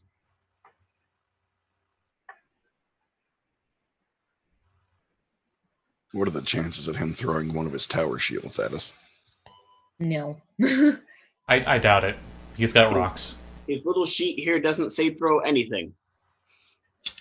For your sake, be thankful. Indeed. The red dice of doom do not like you today. Me? That's not very encouraging. Us. Oh, Let's see. So who is peeking outside the car to shoot? That would be Vint and Hazel Me and Anna Yeah. and Hashke and Coby. Literally all of us, yeah. Okay, so 1, 2, 3, 4. There's 5 of you and backpack. So a D6. Who does he target with the first boulder? Oh, it's Anna. Great. And who does he target with the second boulder? Which this person is having a very bad day. Oh, it's Hashke. He if can we're throw all in boulders the at once. car, Yeah, we're fucked. Yeah, if he can Anna? throw 2 boulders, we're fucked. Because Coby was holding his reaction, but he can only deal with one of them. Take the Which- second. Which one do you choose to deal with? 2 boulders get chucked. I One at have- Anna, I don't one know at- where they're going. I have for my ready to attack action 4 repulsor rays. 2 for one and 2 for the other. Okay, make your blasts. Okay, I don't know what AC you're gonna have for rock, but alright. A dirty 20 and a 13 for the first boulder. Okay, the second one. Ooh, why? A 10 and a 13. Thank you, dice. Thank you. Okay, you miss. I think your dice just killed us. Did I miss on all of them? Oh. You missed on the second one for sure, which means Hashke takes 60 damage. Jesus Christ. He gets a natural 20 critted with a boulder. Oh no. By the way, what's a 22 do for that crit table? Let's see here. Anna, you take 30 damage. I do. Yep. Well, he's sticking his head out, right? Yep. Target is pushed back 10 feet and knocked prone. Oh, So he thank Christ. gets Wait, shoved back shit. into the. He gets shoved back into the car. How thank God. wide is the car? Not wide enough that his whole body would stick out. And he was He casting doesn't go spells. careening out of the car, Yeah. thankfully. I was thinking, Yeah. is it within that 10 feet of being pushed back? Would he go through the other side? He gets thrust back into the car, so I'll just say he lands on one of the cushions forcefully. Coby cries for the car that is now dented and scratched. What was the attack roll on that boulder that got me? 26. That'll do it. He rolled a 13. How much did you say damage on that one? 30. 30. So wait, that first boulder, I got a dirty 20 on the first raid. That didn't hit it?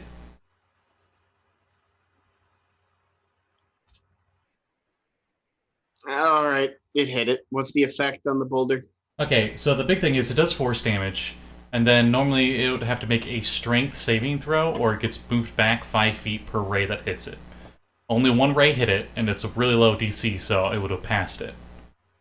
It was it would have been DC 5. It would have just I probably think passed the on idea default. was hopefully that you smash it before it hits. Yeah, I was hoping to deflect it from the quad car. Maybe it keeps going forward, but I hit it and it deflects it or something. Knock it off course. Yeah, I'm less worried about the damage and more about repulsing it. Roll the force damage. Okay, let me double check what that is. Okay, there we go. Why dice? Why? 6 minimum force damage. The rock looks briefly scratched and then collides with Anna. Okay. Oh, he tried. You think if you would have done more damage, maybe it would have done something? Yeah. But you don't think you did enough damage to really kind of do it. Yeah, if 3 of those rolls weren't 6 or under, yeah. Yeah. If the other rolls weren't shit, maybe it would have done something. And Hashke looks as though he is not having a very good day, as he just took a boulder to the face. Yeah. Character and IRL. Oh, okay. And so yeah, that was the giant's turn. Well, no, he still gets to do some other stuff. So he uses now he's done that boulder's in his hand. He picks his shields back up and goes, and now it's his turn. I believe Hashke is the leading initiative. Yeah. Yep. How close are we now? You are 210, 210. and your spells can still target him because he's holding the shield. Your spells can target him. Your attack rolls cannot. Oh, is that a thing? Oh, wow. He gets cover? Wait. He's total cover? Yeah. Well, good thing I didn't fucking waste my good arrows. Drive us closer. I need to hit him with my Yeah. sword. We don't have a choice. That's what We Backpack's wait until he doing. moves the shields and we don't do anything. We all hold our attacks because there's no way any of us can hit otherwise. I mean, unless spells it'll work. Yeah, unless anyone wants to cast any spells. Like I My said, every long-range round. spell is 90 feet. Yeah, I still got to get closer before I can even do that. Yeah, but I'm just thinking we have someone that he was able to cast that ice storm at Yeah. that range. I'm just Yeah, talking what's about that spell ranges because Yep, it's yep. And you're like, oh yeah, no, we'll use the car. Yeah. Can you imagine how fucked we'd be if we weren't in the car? If you weren't. We'd be slower. Now, Then at least Coby would for sure. one It of would have taken us twice as long to get to him. then we won't all be clustered together in one little box to throw rocks at. Yeah, True. but then we're all fucked because now we're close together. If Hashke falls unconscious, we can revive him. If you guys are 80 feet away from each other, you just die. Yeah, pretty much. You And bleed our out before choices somebody are: attacks. do we let them bleed out and go heal him, or do we finish off the giant who's chucking rocks? That's true. So, just as a bit of a spoiler, that may not necessarily be entirely true. Which part? What? Being several dozen steps away from each other and bleeding out. I Well, I may or may not have a solution to that. I mean, we don't know that. Too late for that now. We're at full speed heading straight for him, so it's whatever. Well, I just meant as outside knowledge, so I guess that doesn't really imply anything other than for my knowledge as Vint. I mean, at least we're not flying, and it's like he flies up, and then he flies down and attacks, and then flies up further, and then flies down to Okay. attack. And then flies up even more. I have some healing ability. Not that I know from personal DM experience or anything. Kill those sirens, yes. Yeah, he almost killed us multiple times with that thing. So how fast We're is the car cheap. moving again? It's only Fi- moving at 50 It's feet 50 around. around, yeah. Okay. Can it not double move? No. Oh. Mounts do not double move. Are you quite sure Okay. that I thought one of their actions was dash? Like that's one of the only things they could do. If you're riding them, you use your action to have them dash. Wouldn't you have NOS in the car? At least I thought that's what it was. I know vehicles aren't mounts. Vehicles have a set speed. Vehicles don't dash per se. No, yeah. Horses don't have anything like that. They just Yeah, have you a can't- speed. Okay, so I'm going to cast Investiture of Stone on myself, Shit. jump out, go into the earth, move 29 feet, and come back up prone on the ground, Okay. going towards him. Prone. So we just see you fall out, and then you're just like 30 feet ahead, just When I laying get down. Well, he's going prone because then ranged attacks against him have disadvantage. The boulder has disadvantage to hit him now. He just looks like Jesus. he's like a Or he looks like rocky. pile of rocks. He's a rocky turd. Just. Yeah, basically. It's actually pretty clever. Okay. Yeah, it's clever. I just think Can you that do anything else? Not at this range. the visual. Yeah, so you are 180 feet from him now, I think. Yeah, no. Oof. That is nice. That Hazelorn would applaud you with all three hands. yikes. That hurt a little bit. Crikey. I'm just gonna go ahead and and cast a little cure wounds on myself just right now, Okay. and that's all I'm gonna do for right now. All right. But I can't Hazel. reach with anything else. But guns right now because it's shield.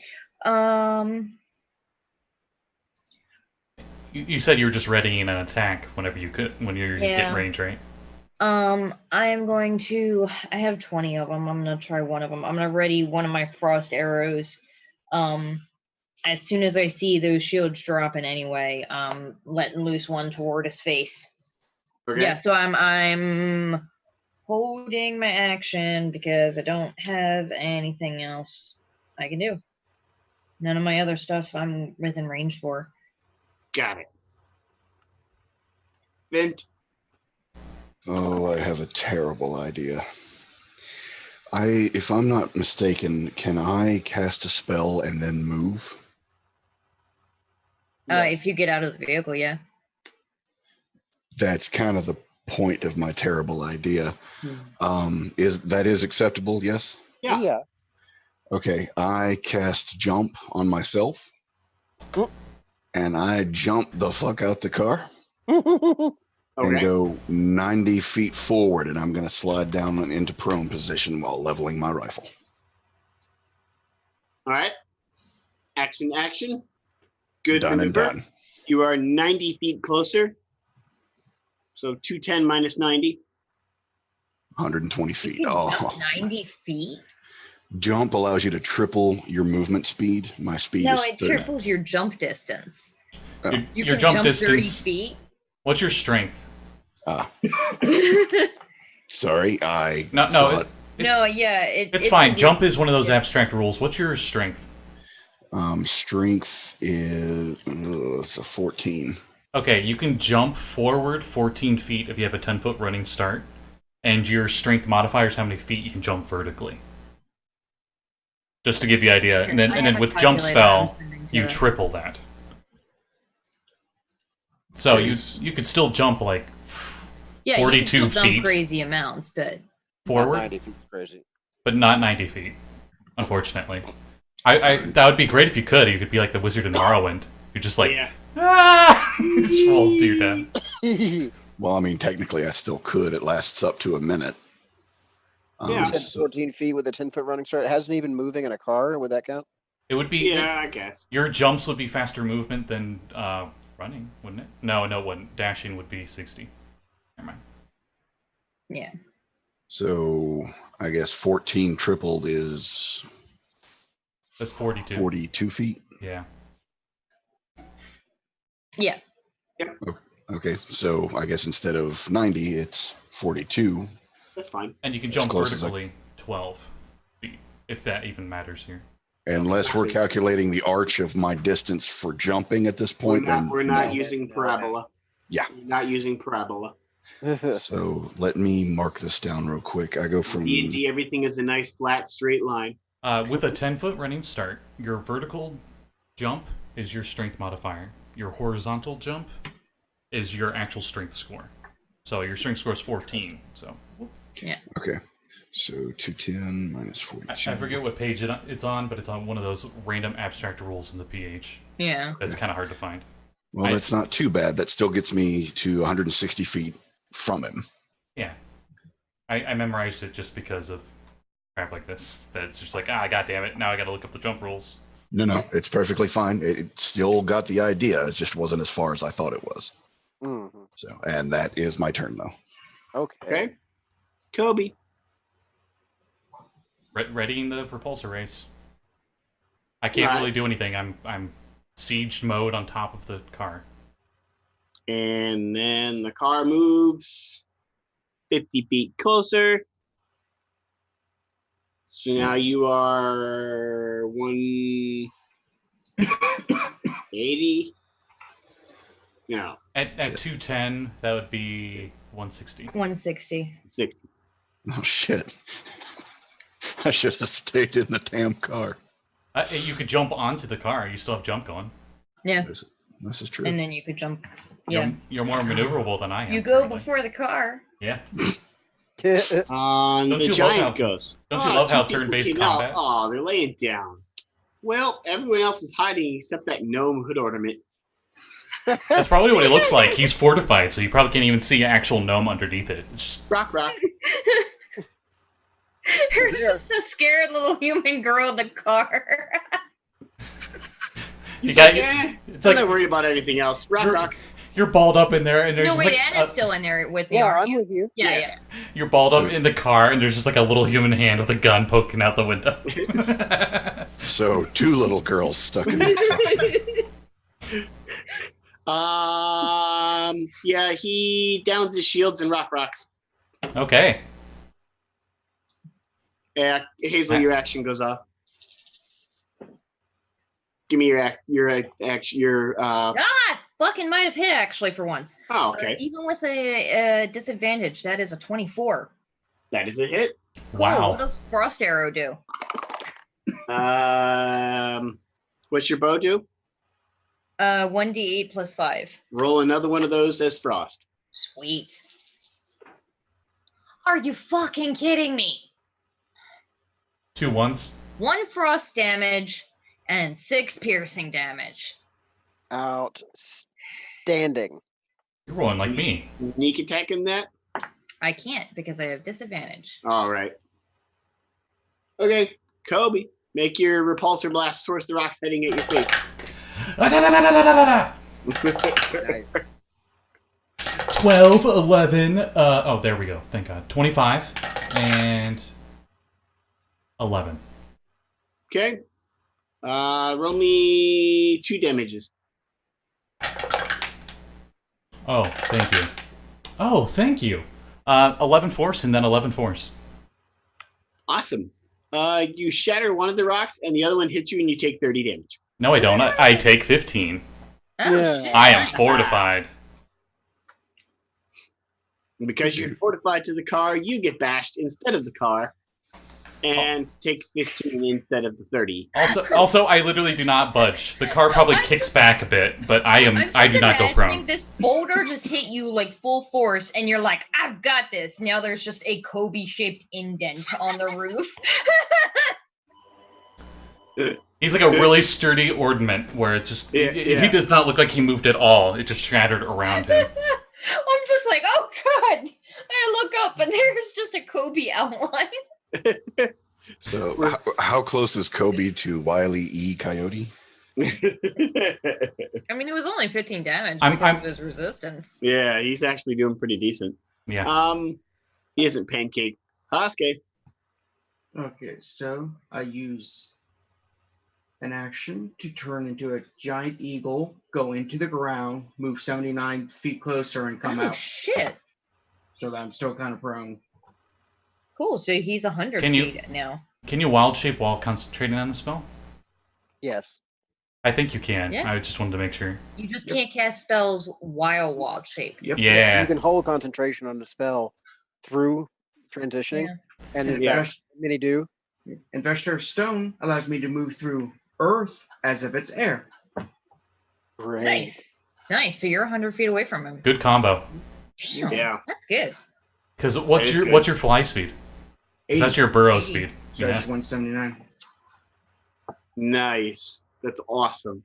All right. I can't do the full 80 because I have to end Yeah. outside the ground or I get.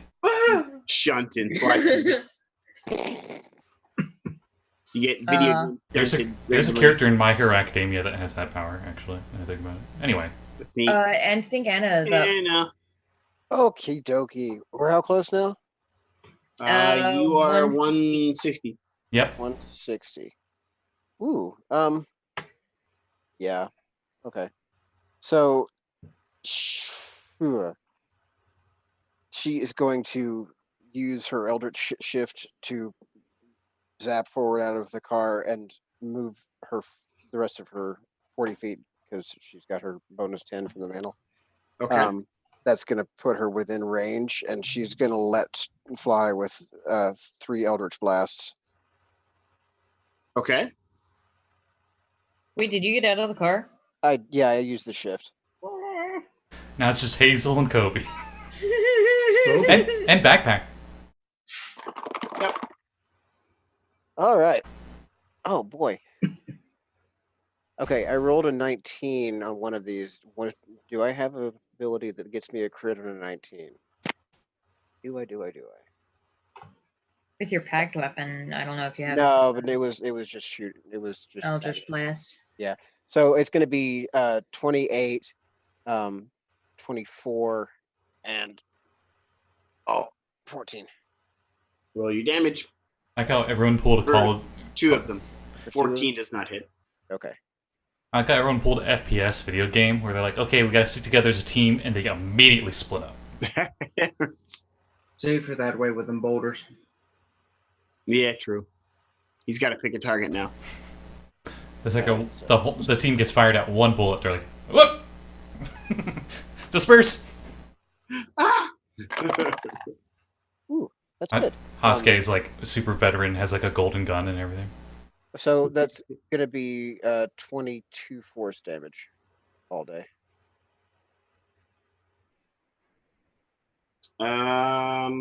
He's down. He's dead? Down? You fucking He kill him? He falls down. Wait, what? Ooh. Falls down dead or just No shit. I'm just standing there kind of dumbfounded, mouth agape, like, really? I did that? Roll I'm the gonna damage move for the your door. other attack. Okay. That hit. Mhm. Roll the other damage if you didn't. And that's going to be 13. Okay. okay. He hasn't said it's dead. He hasn't said it's dead. He said Yeah. I haven't said it's still alive either. it's dead. I just said it fell over. Okay. Guys, From this distance, you really don't know. I think we're having to close. But I can't. We move. have to anyway. That's my- Yeah. That's my turn done. Okay, well, we can stop initiative because it's down. It's Um, not making attacks while unconscious. yeah, I'm just waiting for the car to get closer because I ain't got shit I can do. Yeah, I'll land on the car top as it's driving past. I think when it gets within 60, Backpack would just like power slide it and stop or something. Yeah. If Backpack we- stops, picks everyone up, and then drives up and power slides next to it. I was thinking I was doing the same as Anna, jumping on top of the car and then just riding it up to get close. You know, this was. Kobe's legs are kind of fused to the top of the car, but from his waist he rotates over and gives you guys a thumbs up. All right. So is there once we're getting up to it, is it just not moving? Yeah, it looks like it's not moving, yeah. Okay. Okay, guys, stand back a second. She's I gonna was- summon. She's gonna summon a like a big fuck off two-handed hammer. A I was gonna maul? put an arrow in his eye, but okay. A 2d6 maul? Yeah, but I prefer to call it the ban hammer. And she's gonna take a swing right on top of his head and cast Banishing Smite. Okay. And so I'll work out the numbers here in a second. But the important part is, if this attack reduces the target to 50 hit points or fewer, you banish it. If the target is native to this different plane of existence than the one you're on, it goes home. If it's native, then it goes to a harmless demiplane and is incapacitated while there. It remains there until the spell ends, at which point the target reappears in the space it left or the nearest unoccupied space if the space is occupied. So you're literally doing a banhammer. That's nice. No, very Yeah. nice. Except that the king said he wanted the body. Yeah. Yeah, but Yeah, that's he the said thing. he. In a She minute, said it's she gonna come did it. back. That's what I'm saying, is it's going to reappear. We don't know Um, that. You I do. use I know how the this works. hammer on it, and you see no effect, and you know that that's a case because the spell does not affect objects; it affects creatures. Oh, so my spell fizzled? Your spell fizzles. Well, that was silly of me. Well, I mean, if just if wanted it's to just get unconscious but not dead, it's still a creature. So it has to be. It's a corpse now. Okay. He hits it with the hammer, the spell goes off, the spell is nullified because the hammer kills it. Gotcha. So now you cast banishment on an object. Does anyone know Revivify? Reincarnate. Oh. That'd be, So what's inside the skull then, since my spell fizzled? That was a whole lot of nothing. I think resurrection only works on humanoids too. So, oh well.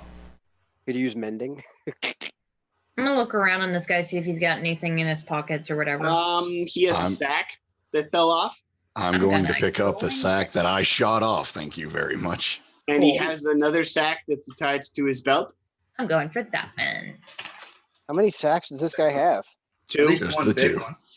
That's a He's mammoth. got two really big sacks. What? Yep. Why are you Don't all tr- laughing? I don't understand. Don't you dare try and take my trophy there, Hazel. Wow, I didn't. I'm not even looking at yours. I'm looking at the one on his belt. Wow, I didn't know he was a musician. Looks at the giant saxophone. Wow, no. Somebody, grab the ball sack over there where he keeps the boulders. Mm. If you can drag it, you can have it. Actually, ah, ah, ah! Wow, that bird looks awfully stoned. Oh, I am covered with stone rocks and everything. oh boy. Vlad is just gonna love you guys. So is there any like fragments of the skull now is dead? Like I'm not sure. Like what does this thing look like now that it's no longer animate? It looks like a person, but a person that's as tall as an elephant would be if it stood upright. Oh, okay. I'm sorry. It looks just like a giant. It's a giant. No, I have to say, the entire time I was hearing Oh, Golem. In my head, Golem. I was hearing Golem, not Yeah. Goliath. I heard Goliath, but for some reason my brain just processed Golem. It's So, got gray like, skin, oh. long braided red hair. Okay. Probably the largest pair of breasts you've ever seen in the universe. And full plate armor that appears to be made for a huge sized female warrior. And two tower shields that are no longer dripping lava. Great. So what are in the pouches that Vint and I found? Let's see. A love Your letter house, to- Hazel. A love letter to her children that she'll be back soon. Oh no, let's not do that. Your pouch, Hazel, contains 280 gold pieces. It's a Nice. birthday note. They were going to go to a birthday party for Kenku. God damn it. I, Anyway. I'm sorry. No, hang on.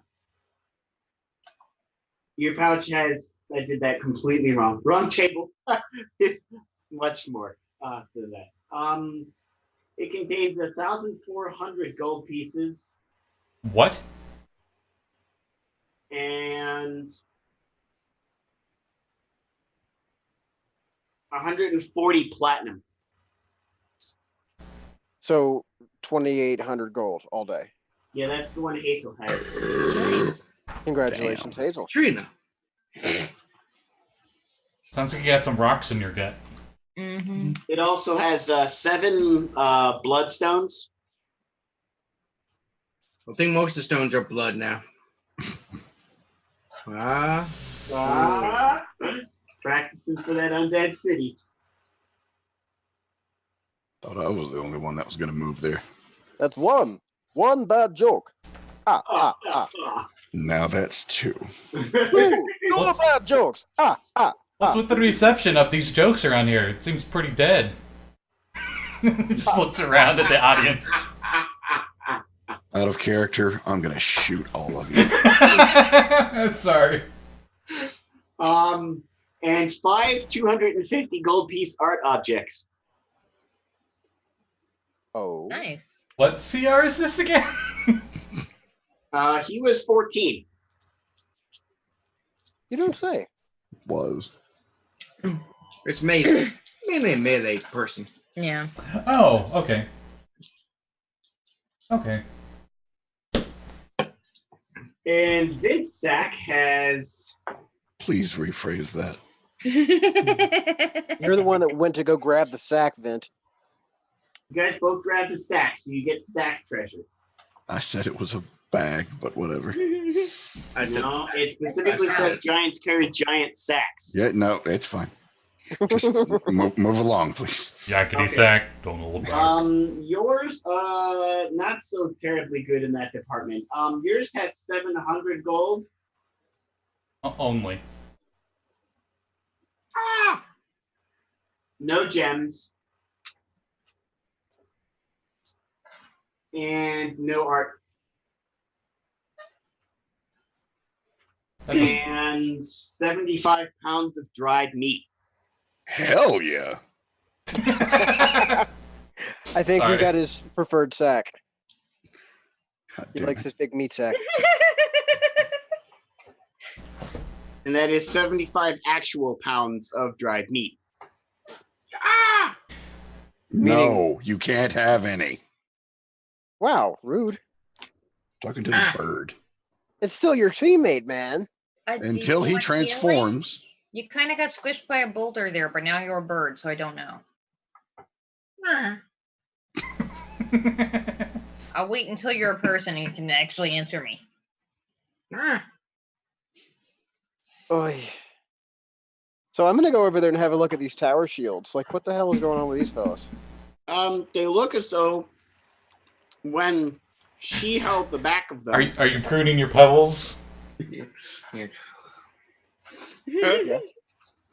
When she held the back of them, she could focus the heat from her person. By the way, her whole body just feels like you're standing next to a pool of lava. Focus the heat from her body into the shields. So they're not particularly remarkable, except for being really, really big. Okay. Turns out she was very hot. Oh, fuck's sakes. Backpack, we probably should load these on the car and take them back to the Necro King. One of the few times I wish I was a Force Snow, so I could understand Giant Eagle. Our contractual agreement was to kill the giant. Well, we did so, but I thought he might appreciate having a token of, like, a certificate of. Yeah, you understand common, but you can't speak it, I don't think. Backpack points over his shoulder. Are you I don't smarter think as an eagle? worry about that. No. Okay. Quick question. As you look over Backpack's shoulder, you see several golems walking out that direction. Oh, Actually, yeah, I speak Giant Eagle, which is a legit language. So. Yeah, but none of us speak it. Ah, Any idea how much we think these bloodstones are worth? Each bloodstone is worth 50 gold. Quick question, if you don't mind. right. I guess a bag of holding does not negate the weight of the objects it's holding? A bag of holding always weighs the same weight, but it will contain the objects that are within it. So the bag itself will always weigh 25 pounds. You can fit whatever fits into the bag's size into it. It's a certain amount of dimensions. It's in the Yeah. DMG. Yeah. They don't have. 75 And then pounds like of a meat. certain weight. They don't have the different sizes anymore. Unfortunately, let me pull it up. Well, I'm going to say that they do. Yeah. I would just here's the scale, and you can up it. Where is it? Exactly. Let's see. Okay, I'll just alter the question. Can I fit 75 pounds worth of dried meat into my bag of holding Yes, and still have room for other things later down? the bag can hold up to 500 pounds, not exceeding the volume of 64 cubic feet, and it weighs 15 pounds, regardless of its contents. there you go. 15. Okay. But if Blake wants, since he's the universe, it could weigh 25 pounds and carry much more, or something. I don't know. I'm going to say that the one you bought off the skeleton is the one in the book. So 500 pounds and 64 cubic feet. Yep. So yes, the 75 pounds of meat will fit in there perfectly. Nice. I should say that this dried meat smells much spicier than any meat you've ever smelt in your life. Like, Yes. it kind of smells like somebody maybe made this with Trinidad scorpion peppers. Ooh. It smells like it was made on the plane of fire with some Very smoky. pepper X. Yes, very smoky. And just so spicy that you try a little nibble of one and you're like, and your nose is running and you're just like, oh, that's really freaking hot. Coby leans over to Vint. You should give some to the eagle. Give some to me. I'd like to try some, please. Does it do any damage to me when I eat? Nope. The symbiote comes out. Give us some. Don't look at me. I don't have the bag of. I don't have the sack of meat.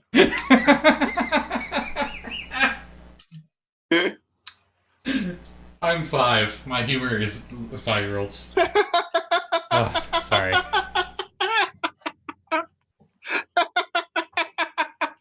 And of course, Hazel's the one that said it. Don't look at me. I'm not the one with the That sack. was not Hazel. That was Katrina. Oh, if that was Hazel, Coby would have actually fell on the ground laughing. Actually, no. Yeah, Hazel would probably make that joke. Hazel would as probably well. make that joke. Coby's currently prone. Laughing from the humor of the whole situation. Tasha would be proud. Point my wing up to the ship. Sure. Ah, What is it, Hashke? Is a little gnome stuck in the well? The bird gives you a strange look. mm, All right. Oh, I need to okay. fucking learn the speak with animals spell. He's not speaking. He's not speaking. He's speaking giant eagle. nah, Yeah. It's still a beast, though. just sweet giant eagle. God damn it, Captain. Just like Blink Dog. Right. Blink You Dog guys speaks. Blink killed Dog. a fire giant dreadnought. Yeah. Ooh. Add that to my list. That was in Bullow's Guide to Monsters. That's a fun one. I use my claw to write out, hey, you need to ride back to the ship? I'm fast. Sure. So would that be? Never mind. I'm not gonna make that joke. Never mind. No, go ahead. We've been making jokes all night. I mean, It was gonna be along the lines of calling it the waifu manual, but I'm not gonna. Nice. and it takes a bit, but you get the car and everything else loaded back onto the ship. The rest of you get up there pretty quickly if Hashke is the one flying you back to the ship. But it takes Backpack a bit to get the car driven back there and connected back up again. Makes sense, yeah. Coby's fussing over the side of the car the whole time. Yep. Coby is just like sadly crying over the scratch on the side of the car where Hashke nearly lost his face Oh no. When after he Haske, took 60 points of damage from a boulder that collided Yeah. directly with his head and threw him back into the car. Mending. The car looks fine. Haske's face does not. Heal. Haske's face looks shit, better. You're high enough level for heal now. Yeah. Fuck. Yep. Haske's face looks perfectly fine now. I like how Husky's the most competent out of all I was of gonna us, be like, I was gonna heal you, but okay. but is the fine. most quiet. I'll put my little 8 healing away with a 2nd level spell. My dice have been awful to me tonight. Anyone else hurt? Looks over at the keg of healing potions we have. Yeah, I they get don't experience for replenish. using this. It's not too easy. It doesn't work that way. Coby, And, considering Anna looks like she took 30 damage to the face. Well, I had it. I popped a healed cure herself a wound. little. I mean I popped that's a cure wound. that, I don't look that bad. that's what the keg's for. But okay. Coby, considering you just called him the most competent of our team, and yet he still tries to talk to us in bird form, I think your confidence is a little misplaced. For what it's worth, he can completely understand us. We just don't speak giant eagle. And he knows this. Yeah, no, I don't know but like We know this. a We Hashke's a think it's funny. giant troll. We think it's funny. He does it for the I hate lulz, of that course. so much. No, the fucking symbiote literally just talked to us Yeah. in We can common. communicate just fine in any form we're in. That is Just so do it creepy. buttons. Why is that so much more terrifying? I would literally rather learn a spell to speak to you as a giant eagle than and no Do you know offense, that buddy. scene, the scene in Venom where the symbiote comes out of the side of him and talks to him while being like hanging out of his body? Yeah, that's what happened when the giant eagle talked. Oh boy. The symbiote talked to the giant eagle like a glob of symbiote came out of the side and were like, "Give us some meat," Oh boy. and I then think like you- fused back onto him. I think you just pressed Cat's disgust button there. It's That's like, a no "Oh, button. yeah." Hazel wants no part of any of that. Oh, I will fucking stab you. One way nope to Nope Town. No. All right. Yeah, well, Hazel is not a part of any of that shit. brief trip later, you park the ship, walk back in, get back up to the palace, and get back up to Vlad. Yeah, yeah. Did we bring those shields with us? No, you saw 2 golems walking towards the body. Oh, okay. He stated that he would know when it's dead when we did it. That's fair. Yeah, that's true. I am very impressed. Deal. You have access to basement. However, you cannot go through the portal without me present. So when you're ready, let me know. Good to know. Mostly because the guards will not let you in.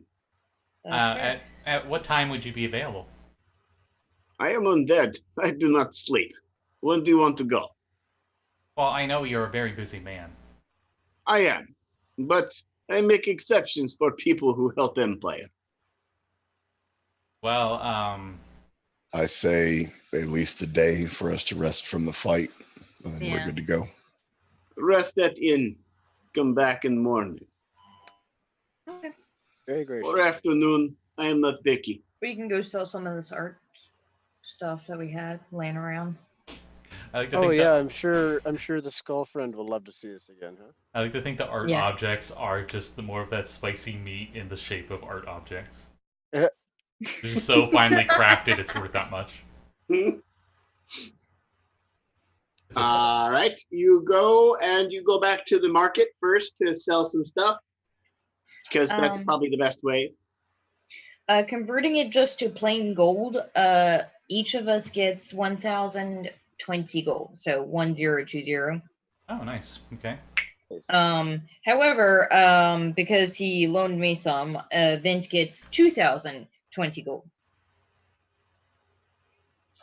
That was a very appreciated and quick return on that investment. I just know that if I don't give it back, I'll forget. Did we want to? And like, I got all the fancy shit that I need for now. I am not complaining. I just noticed the time. Is this Yeah. like Yeah, a it's good- pretty We late. need to end. Because some of us have to play the game tomorrow. Yeah. At 10. Hooray! No. Yep, 10. Yeah.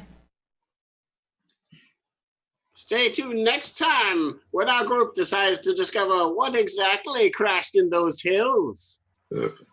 Or go down into the depths below and get rid of this weird screaming box. Or venture into the obsidian halls of horror. What terrible things await them there? Stay tuned next time on Tales of Mokios, the Slayers.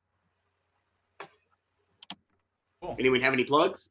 Tomorrow, 10, we're doing our Waterdeep. Waterdeep game. 10 a.m. Yeah. Eastern Miss Standard Rule. Daylight Savings. Friday, somebody's starting something. Yeah, Friday will be my first episode of Retroverse game. It is the Kevin. I will. This is the vaccine game, so they'll be playing in the city of Neo Redami, which is actually Automa, 1,000 or so years into the future. Scotty, you're a jerk. And that'll be fun. I have Scott, Jesse, Aya, and then 2 other players who have not been on stream with us before yet. But I'm looking forward to it. It's with Test Wave 2 material. If you are a backer, it is out. If you're a backer and you have not gotten your email for it for the new for Test Wave 2, contact Snickle Socks and let him know, and he'll make sure that you get it. Because I know a lot of people were having issues with drive-through. It happens with Kickstarter occasionally, especially if it's your first time being a Kickstarter person. It has some issues, but you get used to it. Also, we got a lot of different players in the party, and if I can keep up with it every day, I'm going to have a little promo for each character up until Friday. Yeah. And That'll be awesome. the first one we had was Jesse, who plays Anna here, is a Hobgoblin. Also, this will be the biggest party that I have ever GM'd for. So I'm not nervous at all. Also, the first time that I've ever actually streamed a continuous game. I've done 12 I've once. GM'd That was hell. That sounds painful. Yeah. yeah, I've GM'd one shots on stream before, but not ever a full campaign. So Can't be any worse than the last one. Oh wait, no, I meant it's just be good as good. Yeah, that's. Oh. Jesus. I mean, the moon's already blown up, so. Burn. Exit stage left. Well, This now is- we know this is how why your Cat and Kev are not guest playing each PC other's is gonna games. die. Mhm. Now we know how Kevin's guest PC is gonna die. He's then- already told us it's going to be a dumpster fire on the very first game. So That's because I have nothing planned. Mhm. Nothing. No, I got some Right. things planned, so it'll be fun. Yeah. If you've ever been in one of my games, you know they can be quite interesting. Yay, shopping episode 1. Nailed it, definitely. Zablob likes it. I think that's it. Yeah. Saturday is I- Check the Sea. And anybody else have any? Yeah. Anything they want to plug in the upcoming week that they're doing? I Mm, think If Nope. not, then yeah. yeah. See you next time. Ciao. Ciao, ciao. Bye, everybody. Story pooping.